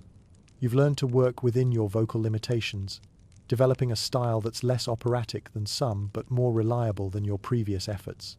Most remarkably, you only get stuck in things occasionally now, and when you do get stuck, you extract yourself with the kind of practiced efficiency that suggests this is simply part of your routine rather than evidence of fundamental incompetence. The forest obstacles that once seemed personally designed to humiliate you have become manageable challenges that you navigate with something approaching grace. Your daily routine has settled into a comfortable pattern that reflects both your practical needs and your personal preferences. Morning begins at your pond, where you drink deeply and survey your territory with the satisfaction of someone who has chosen his real estate wisely. The water is still cool from the night, reflecting the sky in ways that never quite stop being beautiful, even after years of the same view. After your morning ablutions, you embark on the first grazing session of the day, moving through your territory with the measured pace of someone who has learned that hurrying rarely improves anything and often makes it worse. You know where the best vegetation grows, which patches of clover are worth the effort to reach, and which areas to avoid during different seasons based on insect populations and ground conditions. The grazing is followed by what an observer might generously call strategic positioning, but which you privately think of as quality napping time. You've identified several locations throughout your territory that offer optimal combinations of comfort, shade, and sight lines for spotting potential problems. These napping spots are among your most jealously guarded secrets, the kinds of places that make the difference between a good day and a merely adequate one. The afternoon brings a second round of grazing, followed by pond time for cooling off and reflecting on the day's accomplishments. Evenings are reserved for territorial patrols, leisurely walks around the boundaries of your domain that serve both practical and psychological purposes. You check for signs of intrusion or damage, mark your boundaries as needed, and generally reassure yourself that your small corner of the forest remains under your benevolent authority. This routine has the virtue of being both productive and deeply satisfying. It provides structure without rigidity, purpose without pressure. Most importantly, It's a routine that plays to your strengths, patience, consistency, and the ability to find contentment in simple pleasures while minimizing opportunities for the kinds of spectacular failures that characterized your younger years. You've become the neighborhood moose, a fixture in the local ecosystem whose presence is expected and generally tolerated by the other forest residents. You're not necessarily beloved moose. Society doesn't really work that way, but you're reliably present, consistently reasonable in your dealings with others, and sufficiently established that your continued residence in the area is simply accepted as part of the natural order. The deer graze peacefully in areas where your territory overlaps with their preferred habitat, no longer startled by your approach or concerned about your intentions. The beavers at your pond have long since accepted your presence as part of their daily reality, adjusting their schedules to accommodate your visits without drama or resentment. Even the ravens seem to regard you as a permanent feature of the landscape, occasionally offering commentary on your activities, but without the mocking tone that characterized their observations during your more catastrophically awkward years. Your relationship with other moose has evolved as well. The young bulls who challenged you regularly during your early territorial years now approach your boundaries with the kind of respectful caution that suggests they've learned to take you seriously. You're not the largest or most aggressive bull in the area, but you're established, experienced, and comfortable enough with your own abilities that you don't need to prove anything to anyone unless they make it absolutely necessary. The older bulls, the ones who used to intimidate you with their obvious competence and unshakable confidence, now treat you as something approaching an equal. Your interactions with them have shifted from student-teacher dynamics to collegial exchanges between professionals who respect each other's expertise and territorial claims. It's a subtle change, but one that feels significant in ways that go beyond simple social advancement. Your success with cow moose during rutting season has improved dramatically, though success is a relative term when applied to moose romance. You're no longer the obviously inexperienced youngster whose courtship attempts provided entertainment for the entire forest community. Instead, you've developed into a competent suitor whose approaches are taken seriously, even when they don't result in the outcomes you might prefer. The improvement comes partly from experience and partly from the confidence that experience brings. You've learned to read the subtle signals that indicate interest or polite rejection, developed a repertoire of courtship behaviors that work within your limitations, and most importantly, accepted that not every interaction needs to end in romantic success to be worthwhile. Sometimes a pleasant conversation and a few days of companionship are reward enough. Your territorial management has reached a level of sophistication that would have been unimaginable during your early years of stumbling around the forest like a walking disaster. You've developed relationships with neighboring territory holders based on mutual respect and practical cooperation. Boundary disputes are rare and quickly resolved when they do occur. Resource sharing during difficult seasons happens naturally, without the need for formal negotiations. The pond that serves as the centerpiece of your territory has been improved through years of careful maintenance and thoughtful additions. You've cleared fallen branches that interfered with access, identified and marked the best drinking spots for different water levels, and established clear protocols with the beaver residents that allow everyone to coexist comfortably. Your grazing areas are managed with the kind of long-term thinking that ensures sustainable food supplies throughout the seasons. You rotate through different areas to prevent overgrazing, time your visits to different vegetation patches to maximize nutritional value, and maintain mental maps of backup food sources for emergency situations. Most remarkably, you've developed what can only be called leadership skills. Other moose, not just the younger ones, but peers and even some older individuals, occasionally defer to your judgment on territorial matters, resource allocation, and general forest politics. It's not formal leadership in any human sense, but it's recognition that you've become a moose whose opinions carry weight and whose decisions are generally sound. The transformation is so gradual that you don't fully recognize it until you catch sight of yourself reflected in the still water of your pond one evening as the sun sets behind the trees. The moose looking back at you is unmistakably adult, unmistakably competent, unmistakably settled in his own skin.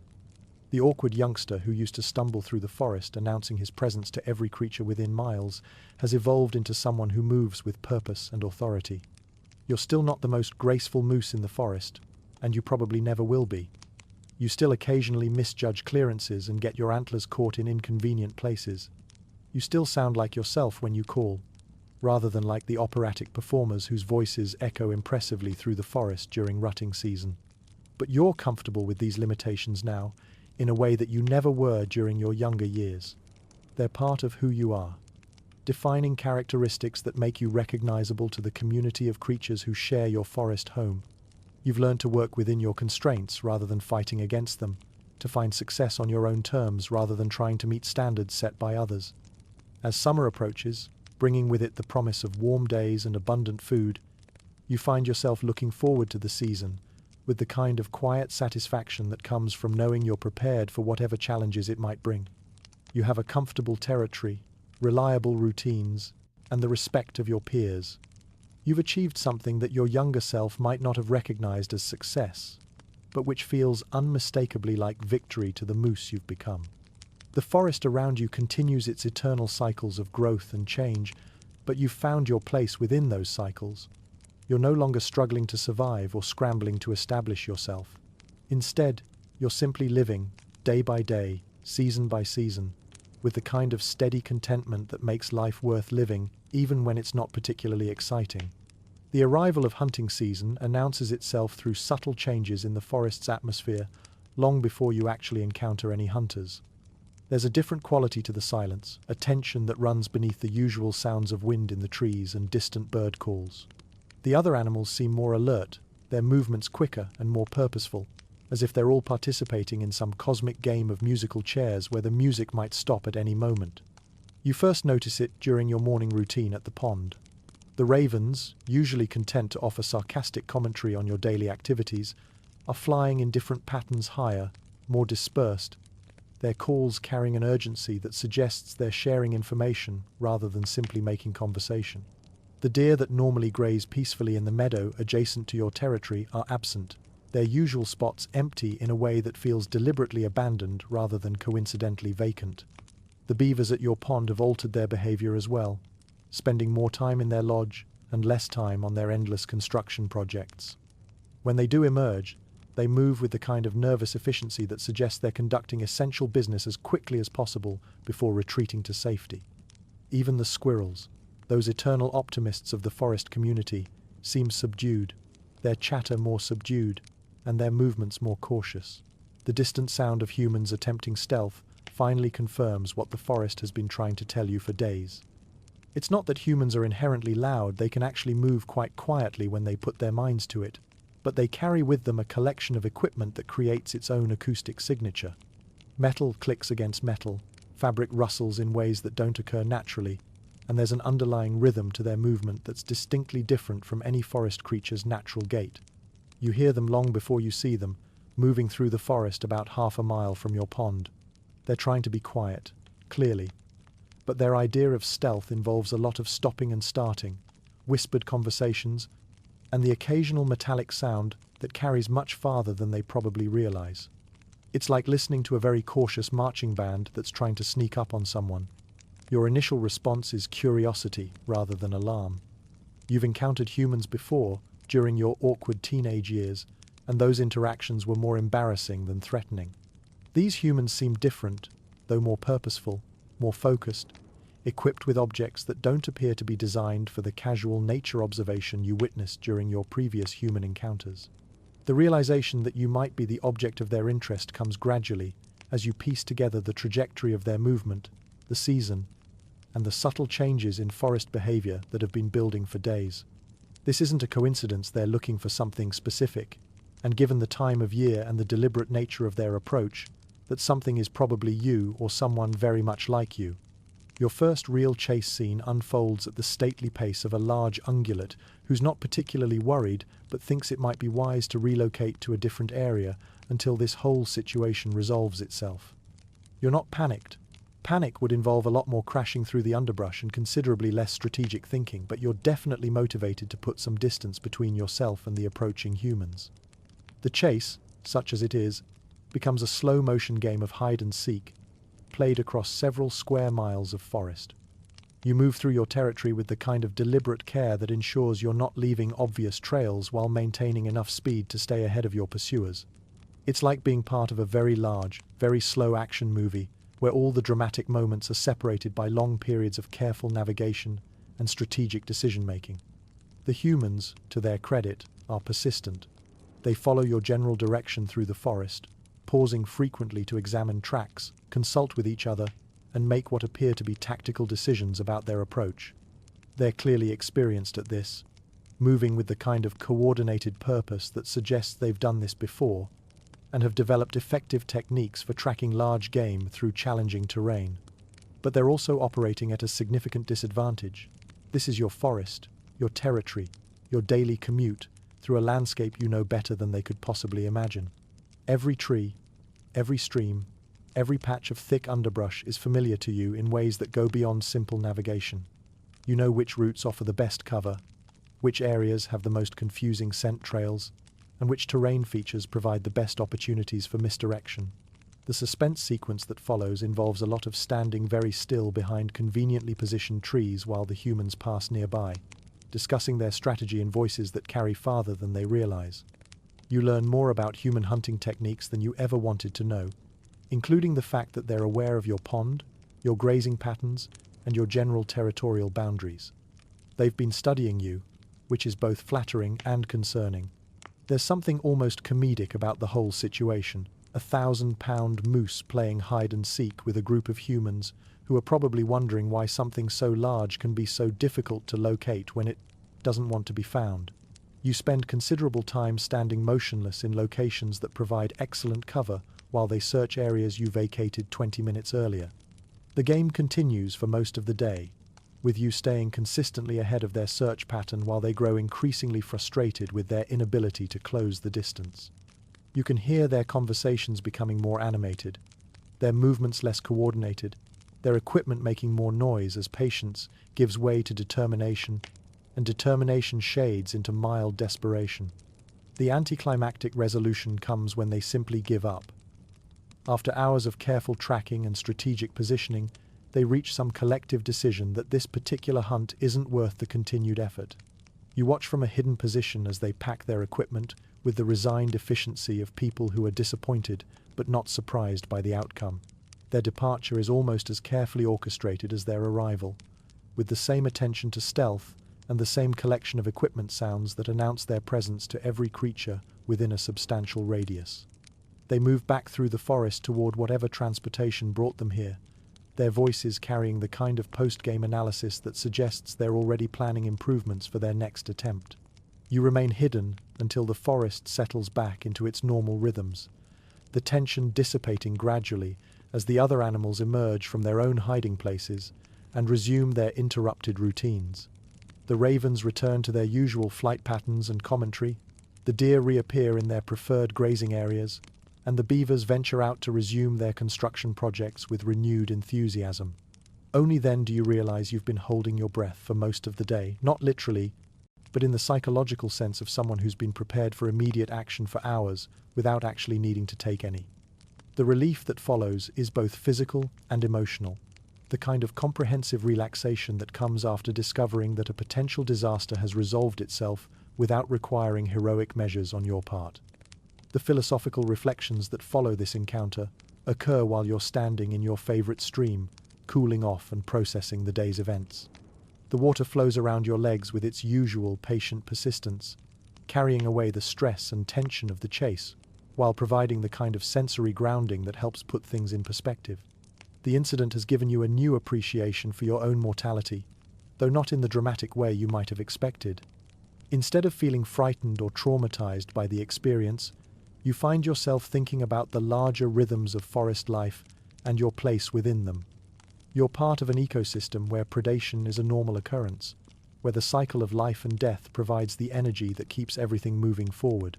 The humans who tracked you today weren't evil or malicious. They were simply participating in their own version of the eternal dance between hunter and hunted that plays out every day in countless variations throughout the forest.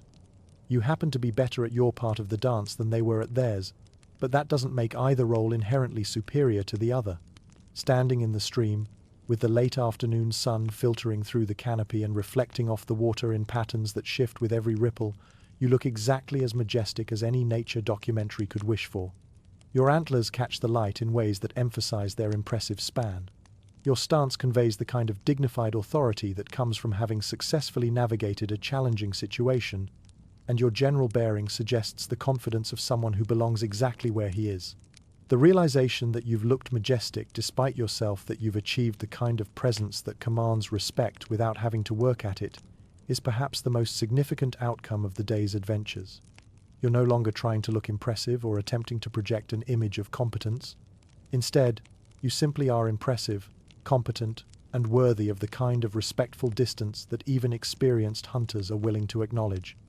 As evening approaches and you make your way back toward your pond for the night, you find yourself grateful for the experience despite its potential dangers.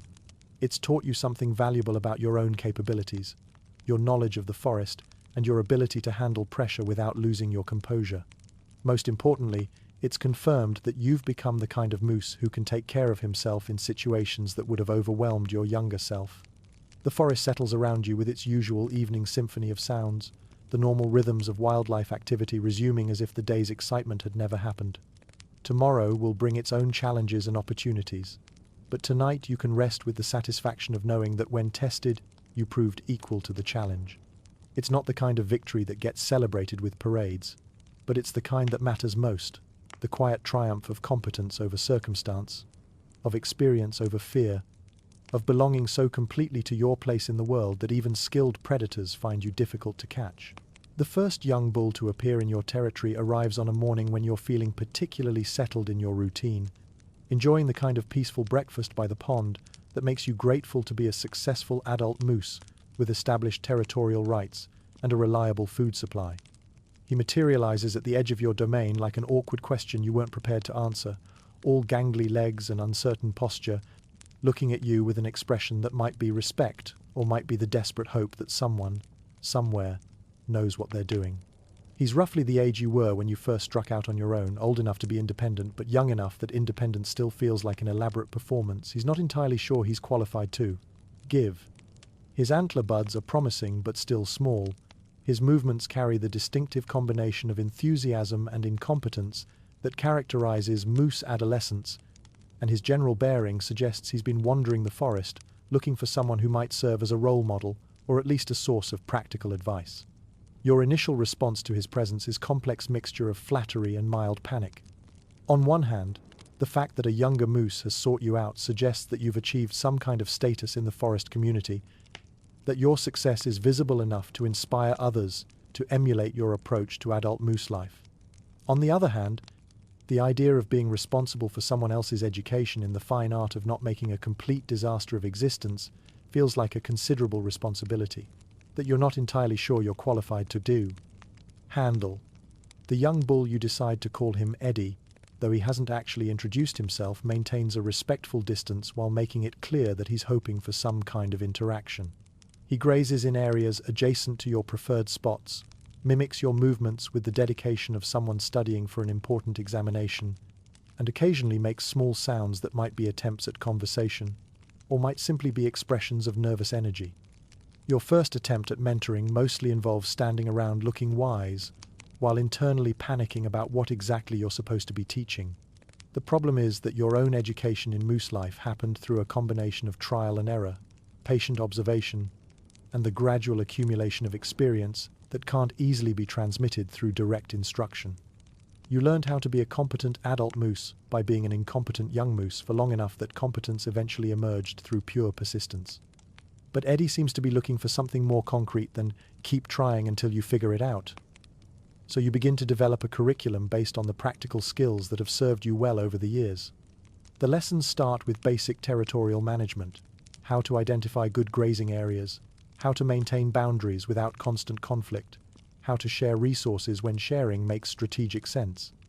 You demonstrate the fine art of looking impressive while doing essentially nothing, a skill you've inadvertently mastered through years of standing around in photogenic locations while thinking about lunch. The technique involves finding spots with good lighting, positioning yourself to show off your antlers to best advantage, and maintaining the kind of calm dignity that suggests you're contemplating important matters rather than wondering whether the clover near the pond is ready for another harvest. Eddie proves to be an attentive student, though his attempts to replicate your demonstrations result in the kind of spectacular awkwardness that brings back uncomfortable memories of your own learning process. He tries to strike impressive poses and ends up looking like he's uncomfortable with his own skeleton. He attempts dignified territorial surveying and manages to walk into more obstacles in 10 minutes than you typically encounter in a full day. But there's something endearing about his determination, his willingness to keep trying despite obvious failures, his faith that you actually know what you're doing and can teach him to know what he's doing too. It reminds you of your own younger self, though you hope you were slightly less catastrophically clumsy during your own apprentice years. The character growth that emerges from this teaching experience is both unexpected and profound. As you work to articulate the principles that guide your daily decisions, you discover that you actually do know things now, even if you're not entirely sure how that knowledge was acquired. You understand the rhythms of the forest in ways that go beyond simple familiarity. You can read weather patterns, predict seasonal changes, and assess potential threats with the kind of intuitive accuracy that comes from years of careful observation.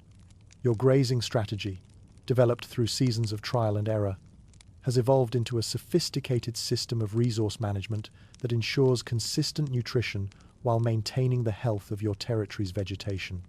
Your approach to territorial disputes reflects a deep understanding of forest politics and the psychology of interspecies negotiation. Your routine, which might appear simple to outside observers, is actually a carefully calibrated balance of efficiency, comfort, and strategic positioning. The gradual realization that you've become a fixture in the forest ecosystem brings with it a sense of responsibility that extends beyond simple self-preservation. Other creatures have adjusted their behavior patterns to accommodate your presence, built their routines around the predictable rhythms of your daily activities, and developed relationships with you that depend on your continued reliability. The deer that graze in areas where your territory overlaps with their preferred habitat do so with the confidence that comes from knowing you're not a threat to their safety. The beavers at your pond have incorporated your schedule into their planning, timing their construction activities to minimize conflicts while maximizing the benefits of shared resources. Even the ravens seem to regard you as a permanent feature of the landscape, reliable enough to serve as a reference point for their own territorial decisions.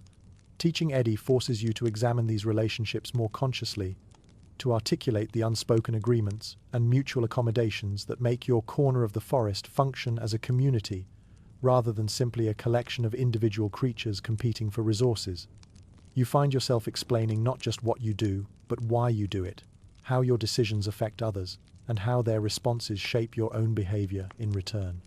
The lessons in territorial management evolve into discussions of forest citizenship, the responsibilities that come with size and status, and the delicate balance between self-interest and community welfare that characterizes successful adult life. Eddie absorbs these concepts with the intensity of someone who recognizes their importance, even if he doesn't fully understand their implementation. Your own understanding deepens through the process of teaching. Concepts that you'd internalized without conscious analysis become clearer when you're forced to put them into words. Strategies that had developed organically through experience reveal their underlying logic when examined from an educational perspective. The accumulated wisdom of your adult years crystallizes into something that might actually be called wisdom, rather than simply the successful application of trial and error. Other young moose begin to appear in your territory as word spreads through whatever communication networks exist in the forest community. They arrive with the same combination of respect and confusion that characterized Eddie's initial approach, looking for guidance, examples, or simply the reassurance that comes from being around someone who seems to have figured out how this whole adult moose thing is supposed to work. Your informal school of moose life develops its own rhythm and structure. Morning sessions focus on practical skills, grazing techniques, territorial maintenance, basic social interaction protocols. Afternoons are reserved for more advanced topics: strategic thinking, long-term planning, the subtle art of looking magnificent while engaging in routine activities. Evenings provide opportunities for individual consultation and the kind of one-on-one mentoring that addresses specific challenges and personal development goals.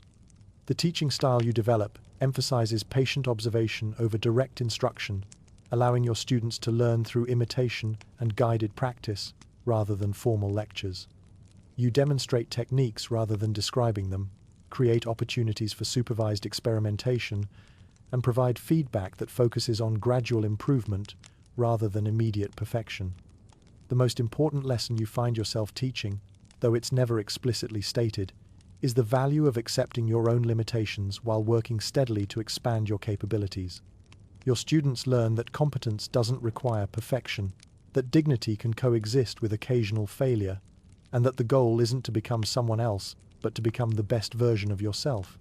As your reputation as a mentor spreads, you find yourself dealing with students who arrive with different needs and learning styles. Some are naturally gifted but lack confidence, requiring encouragement more than instruction. Others are determined but clumsy, needing patient guidance through the basics before they can progress to more advanced skills. A few are cocky and overconfident, requiring gentle deflation of their egos before they can begin learning effectively. The variety of personalities and challenges keeps the teaching interesting while forcing you to develop more sophisticated educational techniques. You learn to read your students' individual needs, adapt your approach to their learning styles, and provide the specific kind of support that helps each one develop their own path toward competent adulthood. The most rewarding moments come when you see former students applying your lessons successfully in their own territories, establishing themselves as independent adults who carry forward the principles you taught while adapting them to their own circumstances and personalities. Eddie, in particular, has developed into a competent young bull whose territory borders yours and who occasionally brings his own students by for advanced workshops in territorial management and dignified standing around. The transformation from awkward youngster to respected mentor feels both gradual and sudden, like one of those time-lapse sequences where you can watch a plant grow from seedling to full maturity in a matter of seconds. One day you are struggling to figure out your own life, and the next day you're helping others figure out theirs, drawing on reserves of knowledge and experience that seem to have accumulated without you noticing. The responsibility is both challenging and deeply satisfying. You've become part of the forest's educational infrastructure, a resource that helps ensure the continued competence of future generations of moose. It's not a role you sought out or trained for, but it's one that feels natural and important in ways that go beyond personal achievement. As autumn approaches, bringing with it another rutting season and the annual cycle of territorial adjustments and social negotiations, you find yourself looking forward to the challenges with the confidence of someone who not only knows how to handle them himself, but can help others handle them as well. You've evolved from a creature who barely managed his own survival to one who actively contributes to the survival and success of others. The forest around you continues its eternal rhythms, but you're no longer simply a participant in those rhythms, you're one of the forces that helps maintain them, ensuring that the knowledge and skills necessary for successful moose life are passed from one generation to the next. It's a quiet kind of legacy, unmarked by monuments or ceremonies, but deeply meaningful in its practical impact on the daily lives of creatures who share your forest home. Your antlers have reached their peak magnificence, spreading from your skull with the kind of architectural grandeur that suggests they were designed by someone who understood that sometimes bigger really is better, provided it's also elegant, well-proportioned, and carried with the appropriate level of confidence. They're genuinely impressive now, not just large, but commanding, the sort of headgear that makes other creatures stop what they're doing and take notice, though whether they're admiring your magnificent rack or wondering how you manage to fit through the forest without constant collisions is open to interpretation.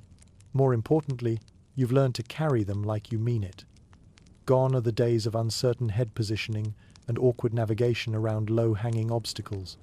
Your movements now accommodate your antlers, naturally, unconsciously, the way a skilled dancer moves with their partner or a master craftsman handles familiar tools. You duck under branches with practiced ease, angle your head through tight spaces with unconscious precision, and position yourself for maximum visual impact without appearing to be trying too hard. The transformation in your bearing is remarkable even to you. When you catch glimpses of yourself reflected in the still water of your pond, you see a creature who looks like he was born to wear impressive antlers rather than someone who accidentally grew them and spent years figuring out what to do with them. Your neck has developed the musculature necessary to support your crown without strain, your posture has adapted to display it to best advantage, and your general demeanor suggests that magnificent headgear is simply part of who you are, rather than an ongoing source of logistical challenges. This physical confidence has contributed to the development of what you've come to think of as your signature move, the long, judgmental stare that makes younger animals reconsider their life choices. It's not a technique you consciously developed, more like a natural expression of accumulated experience and mild disappointment with the general state of forest youth culture, but it's proven remarkably effective at maintaining order in your vicinity without requiring any actual intervention on your part. The stare works through a combination of factors. First, there's the sheer visual impact of your antlers, which provide an impressive backdrop for any expression you choose to display. Second, there's your size and bearing, which suggest that you're someone who has earned the right to have opinions about other creatures' behavior. Most importantly, there's something in your eyes that comes from having seen enough foolishness over the years to recognize it immediately and find it tedious rather than amusing. Young moose who are considering territorial challenges in your vicinity find themselves on the receiving end of this stare and suddenly remember urgent business elsewhere. Teenagers engaged in the kind of dramatically unnecessary courtship displays that characterize their demographic receive the look and dial back their performances to more reasonable levels.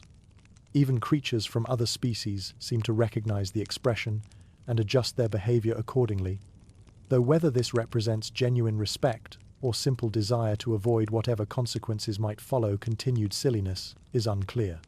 The peaceful interludes that now characterize much of your daily routine center around extended periods of contentment by your pond, where you've perfected the art of looking contemplative while actually thinking about very little beyond the immediate pleasures of cool water, warm sun, and the satisfying knowledge that your territory continues to provide everything you need for a comfortable existence. These pond sessions have evolved into a form of meditation, though you wouldn't call it that because meditation sounds like something that requires effort and intention, while what you're doing is more like conscious appreciation of not having to do anything urgent. You stand in the shallow water, feeling the current move around your legs, watching the play of light on the surface, and occasionally offering wry internal commentary on the passing seasons and their predictable dramas. Spring arrives each year with its usual fanfare of melting snow, budding vegetation, and frantically horny wildlife, all of which you observe with the detached interest of someone who has seen this production many times before and knows all the plot twists. Summer follows with its reliable cycle of abundant food, comfortable weather, and the annual influx of tourists, both human and animal, who seem surprised to discover that the forest is inhabited by actual forest creatures going about their daily business. Autumn brings the usual territorial adjustments and romantic negotiations, though your own participation in these activities has become more selective over the years. You're still capable of impressive displays when the situation warrants them, but you're increasingly choosy about when such displays are actually necessary. Most challenges to your authority can be resolved through strategic positioning and meaningful looks, saving your energy for situations that actually require physical demonstration of your capabilities. Winter settles over the forest with its familiar combination of beauty and inconvenience, though you've long since mastered the art of winter survival and now approach the season with the calm confidence of someone who has adequate resources, proper preparation, and realistic expectations about what the next few months will require. You've established winter routines that balance efficiency with comfort, developed reliable food caches, and identified the best shelter options for different weather conditions. Your reputation in the forest community has solidified into something you find both amusing and slightly bemusing. You've become known as the moose who's seen it all and is mildly unimpressed by most of it. A characterization that's reasonably accurate, though it makes you sound more world-weary than you actually feel. The truth is that you're quite content with your life, but contentment and enthusiasm are different things, and you've reached an age where enthusiasm feels optional rather than mandatory. Younger creatures approach you with the kind of cautious respect usually reserved for natural landmarks or weather phenomena present, permanent, and potentially influential in ways that aren't entirely predictable. They seek your advice on territorial matters, defer to your judgment on resource allocation, and generally treat you as a source of institutional knowledge about how things work in this particular corner of the forest. The role suits you, though you sometimes wonder how you ended up being considered an authority on anything when you still feel like you're making most of it up as you go along. The secret, you've discovered, is that everyone is making it up as they go along, but experience teaches you which improvisations are likely to work and which ones are likely to result in embarrassment or injury. Your interactions with the human world have evolved as well, particularly with the park rangers, who have apparently been monitoring your activities for years and have developed their own relationship with your presence in the area. They've started referring to you by name, Big Guy, which lacks creativity but demonstrates a certain affectionate familiarity, and seem to regard you as a permanent fixture of the local ecosystem rather than simply another large animal who happens to live in the forest. These interactions are usually observed from a distance, since both you and the rangers have developed a mutual understanding that respects each other's need for space while acknowledging each other's legitimate presence in the area.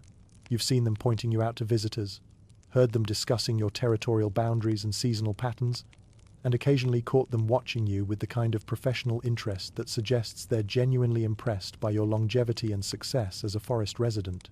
The rangers seem particularly appreciative of your approach to territorial management, which emphasizes sustainable resource use and minimal conflict with other species.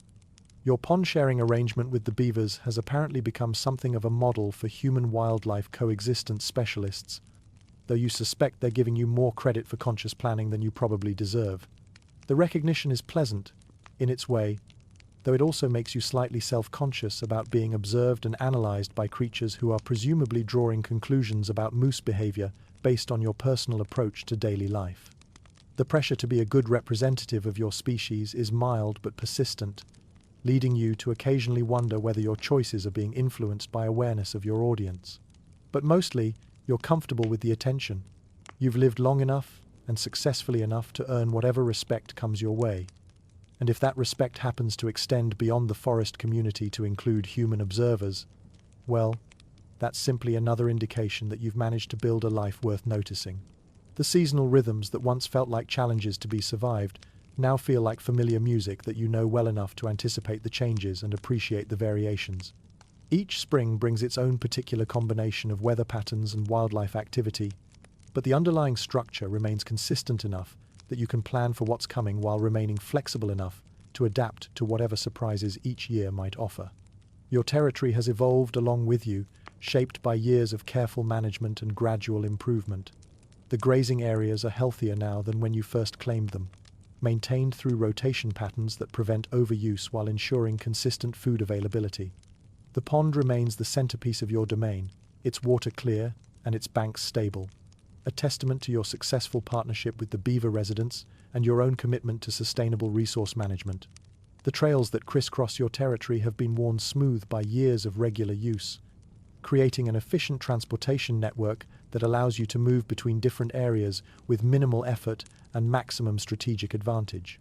You know every route, every rock, every low-hanging branch along these routes, and you've developed alternate paths for different weather conditions and seasonal requirements. Most significantly, you've created what amounts to a small ecosystem within the larger forest, a carefully balanced community of creatures who have learned to coexist successfully under your benevolent oversight. It's not conscious management in any formal sense, but your presence and your approach to territorial stewardship have created conditions that support a diverse and stable population of forest residents who benefit from the security and resource reliability that your leadership provides. As autumn deepens and you settle into another winter season, you find yourself reflecting on the unexpected satisfaction that comes from having mastered the art of selective laziness, the ability to accomplish everything that needs to be accomplished, while expending minimal unnecessary effort and maintaining maximum personal comfort. It's a skill that took decades to develop, but one that now feels as natural as breathing. You've learned to distinguish between problems that require immediate action and problems that will resolve themselves if left alone. You've developed an intuitive sense for when intervention is necessary and when patience is more effective. Most importantly, you've discovered that appearing to do very little while actually managing a complex ecosystem is one of the highest forms of leadership, though you doubt many creatures recognize the sophistication involved in making everything look effortless. The late autumn day when the realization hits you starts like any other cool air, carrying the scent of dying leaves, morning frost that disappears with the first touch of sunlight, and the familiar routine of checking your territory before settling in for the day's first serious grazing session. But as you stand by your pond, watching the mist rise from the water's surface in patterns that seem both random and purposeful, it occurs to you that you've been standing in this exact spot, having these exact thoughts, for longer than you can actually remember. Not just a few years longer than that. Long enough that the forest itself has changed around you in ways both subtle and profound. Trees that were saplings when you first claimed this territory now provide significant shade. Boulders that once seemed like permanent fixtures have been moved by frost and time into new configurations. Even the pond has evolved, its contours shifted by beaver engineering and seasonal flooding into a shape that's recognizably the same but unmistakably different from the body of water you first discovered all those seasons ago.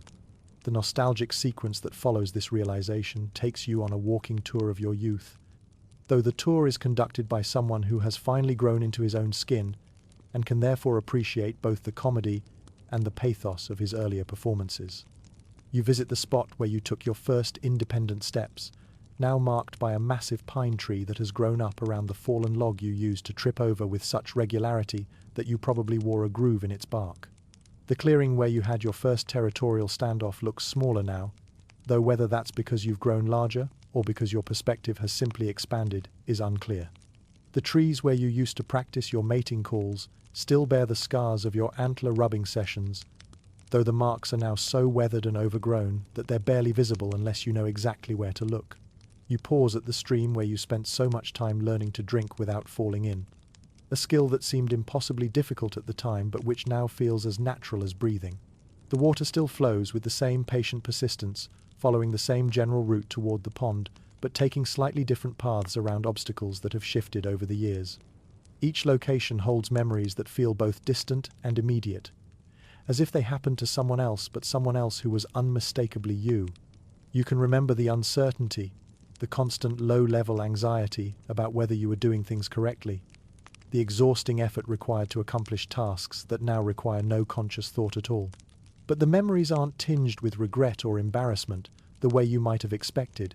Instead, there's a kind of fond appreciation for the younger moose who worked so hard to figure everything out, who persisted through failure after failure without ever quite losing hope that competence might eventually be achievable. He was doing his best with the information and abilities available to him, and his best was eventually good enough to get him here, to this moment of quiet satisfaction in a forest that has become home in the deepest possible sense. The peaceful acknowledgement that follows this nostalgic journey is perhaps the most significant emotional development of your adult life. The recognition that your existence has been exactly as interesting as it needed to be. Not dramatic, not particularly heroic, not the kind of life that gets written about in inspirational books or commemorated with monuments, but complete in its own way, satisfying in its own terms, successful by the only measures that actually matter to the creature who lived it. You've survived everything the forest has thrown at you, from severe winters to territorial challenges, to the occasional existential crisis about whether you're measuring up to some imaginary standard of moose excellence. You've established yourself as a respected member of your community, contributed to the education and development of younger moose, and created a small corner of the world that functions better because of your presence in it. Most importantly, you've learned to be comfortable with who you are rather than constantly striving to become someone else. The awkwardness that once seemed like a fundamental character flaw has evolved into a kind of distinctive personal style. The tendency toward overthinking that used to paralyze you with indecision has become a valuable tool for careful analysis and strategic planning. Even the spectacular failures of your youth have contributed to the hard-won competence of your maturity. The final encounter that caps this day of reflection involves a group of young moose who approach your territory with the same combination of curiosity and nervousness that you remember feeling during your own early encounters with established bulls. They're clearly seeking guidance, or at least hoping to observe someone who seems to have figured out how this whole adult moose thing is supposed to work. Looking at them, you see yourself as you were decades ago, uncertain, eager, slightly overwhelmed by the complexity of independent existence, but determined to make it work somehow. They stand at the edge of your territory with the kind of respectful distance that suggests they recognize your authority while hoping you'll be approachable rather than intimidating. The way they look at you is exactly the way you once looked at the old bulls, whose territories bordered your early grazing areas with a mixture of admiration, curiosity, and the hope that proximity to competence might somehow transmit useful knowledge through simple observation.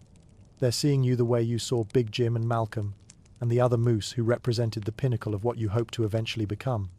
The realization that you've become the old bull, the established authority figure that younger moose look to for guidance and inspiration, is both flattering and slightly surreal. It feels like something that should have happened gradually enough that you would have noticed the transition, but apparently becoming a respected elder is like watching trees grow imperceptible from day to day, but obvious when you step back and look at the larger picture. Your response to their presence is informed by your own memories of being in their position, uncertain and hopeful, and slightly intimidated by the prospect of interacting with someone who seemed to have mastered the challenges that still felt overwhelming to you. You position yourself where they can observe without feeling pressured to approach, going about your daily routine in a way that demonstrates competent moose behavior without making a show of it. The teaching that occurs is subtle and indirect, the kind of education that happens through example rather than formal instruction. They watch how you move through your territory, how you interact with other creatures, how you balance various competing priorities in your daily decision-making process. They see that successful adult moose life doesn't require constant drama or heroic achievements, just consistent competence, reasonable decision-making, and the ability to maintain your dignity while acknowledging that you don't actually know everything. As the day progresses and the young moose gradually become more comfortable with your presence, you find yourself thinking about the cyclical nature of forest life and your place within those larger patterns. You were once where they are now, and someday they'll be where you are now, looking back on their own journey with the kind of bemused appreciation that comes from surviving long enough to gain perspective on the whole experience. The quiet satisfaction that settles over you as evening approaches isn't the satisfaction of having achieved something extraordinary, but rather the deeper contentment that comes from having lived an ordinary life extraordinarily well. You've successfully avoided most catastrophes while eating plants, raised your own status in the forest community through patience and persistence rather than aggression or drama, and created a legacy that consists mainly of having been a reliable, reasonable presence in a world that benefits from reliability and reasonableness. The forest around you continues its eternal rhythms, indifferent to your personal journey but somehow supportive of it through its simple persistence. The same cycles that challenged you as a young moose now comfort you as an older one, providing structure and meaning that transcends individual achievement or failure. As night falls and you settle into your evening routine, you're accompanied by the knowledge that tomorrow will bring its own small challenges and satisfactions, that the seasons will continue their predictable progression, and that your place in the larger scheme of things is both insignificant and profoundly meaningful in ways that don't require external validation to be true. You've lived the boring life of a moose, and it has been, in its own quiet way, magnificent. Not because it was dramatic or unusual, but because it was lived with integrity, persistence, and the kind of steady competence that makes the world a slightly better place for everyone who shares it. The young moose at the edge of your territory will learn this lesson eventually, in their own time and their own way, just as you learned it in yours. The circle is complete, not because your story is ending, but because you've finally understood what it was about all along. The quiet triumph of living an ordinary life with dignity, purpose, and ease in your own skin. Morning light filters softly through the late autumn forest, golden and subdued. You stand in your pond, as you have for years, looking effortlessly majestic. The chill in the water is familiar, a reminder of the steady rhythms that have guided your long, unremarkable, and deeply meaningful life. Around you, the forest blazes with color. Maples burn red, birches shed gold, oaks cling stubbornly to brown. A raven calls overhead, perhaps noting your consistent morning routine predictable enough that even the wildlife could set their clocks by it. You see now that boring was never boring at all. Routine grazing, quiet vigilance, and simply being yourself were never a prelude to something greater. They were the life itself, solid, worthy, and whole. Young moose may visit, unsure and awkward, drawn by the sense that you've figured something out. In time, they'll learn what you have, that a stable, competent, authentic life is its own kind of greatness. Snow begins to fall gentle, inevitable. You've seen this transition countless times, yet it never loses its quiet beauty. You remain still, part of the forest's eternal rhythm. The world changes, but your presence, steady and grounded, remains. And that, perhaps, is the most extraordinary thing of all.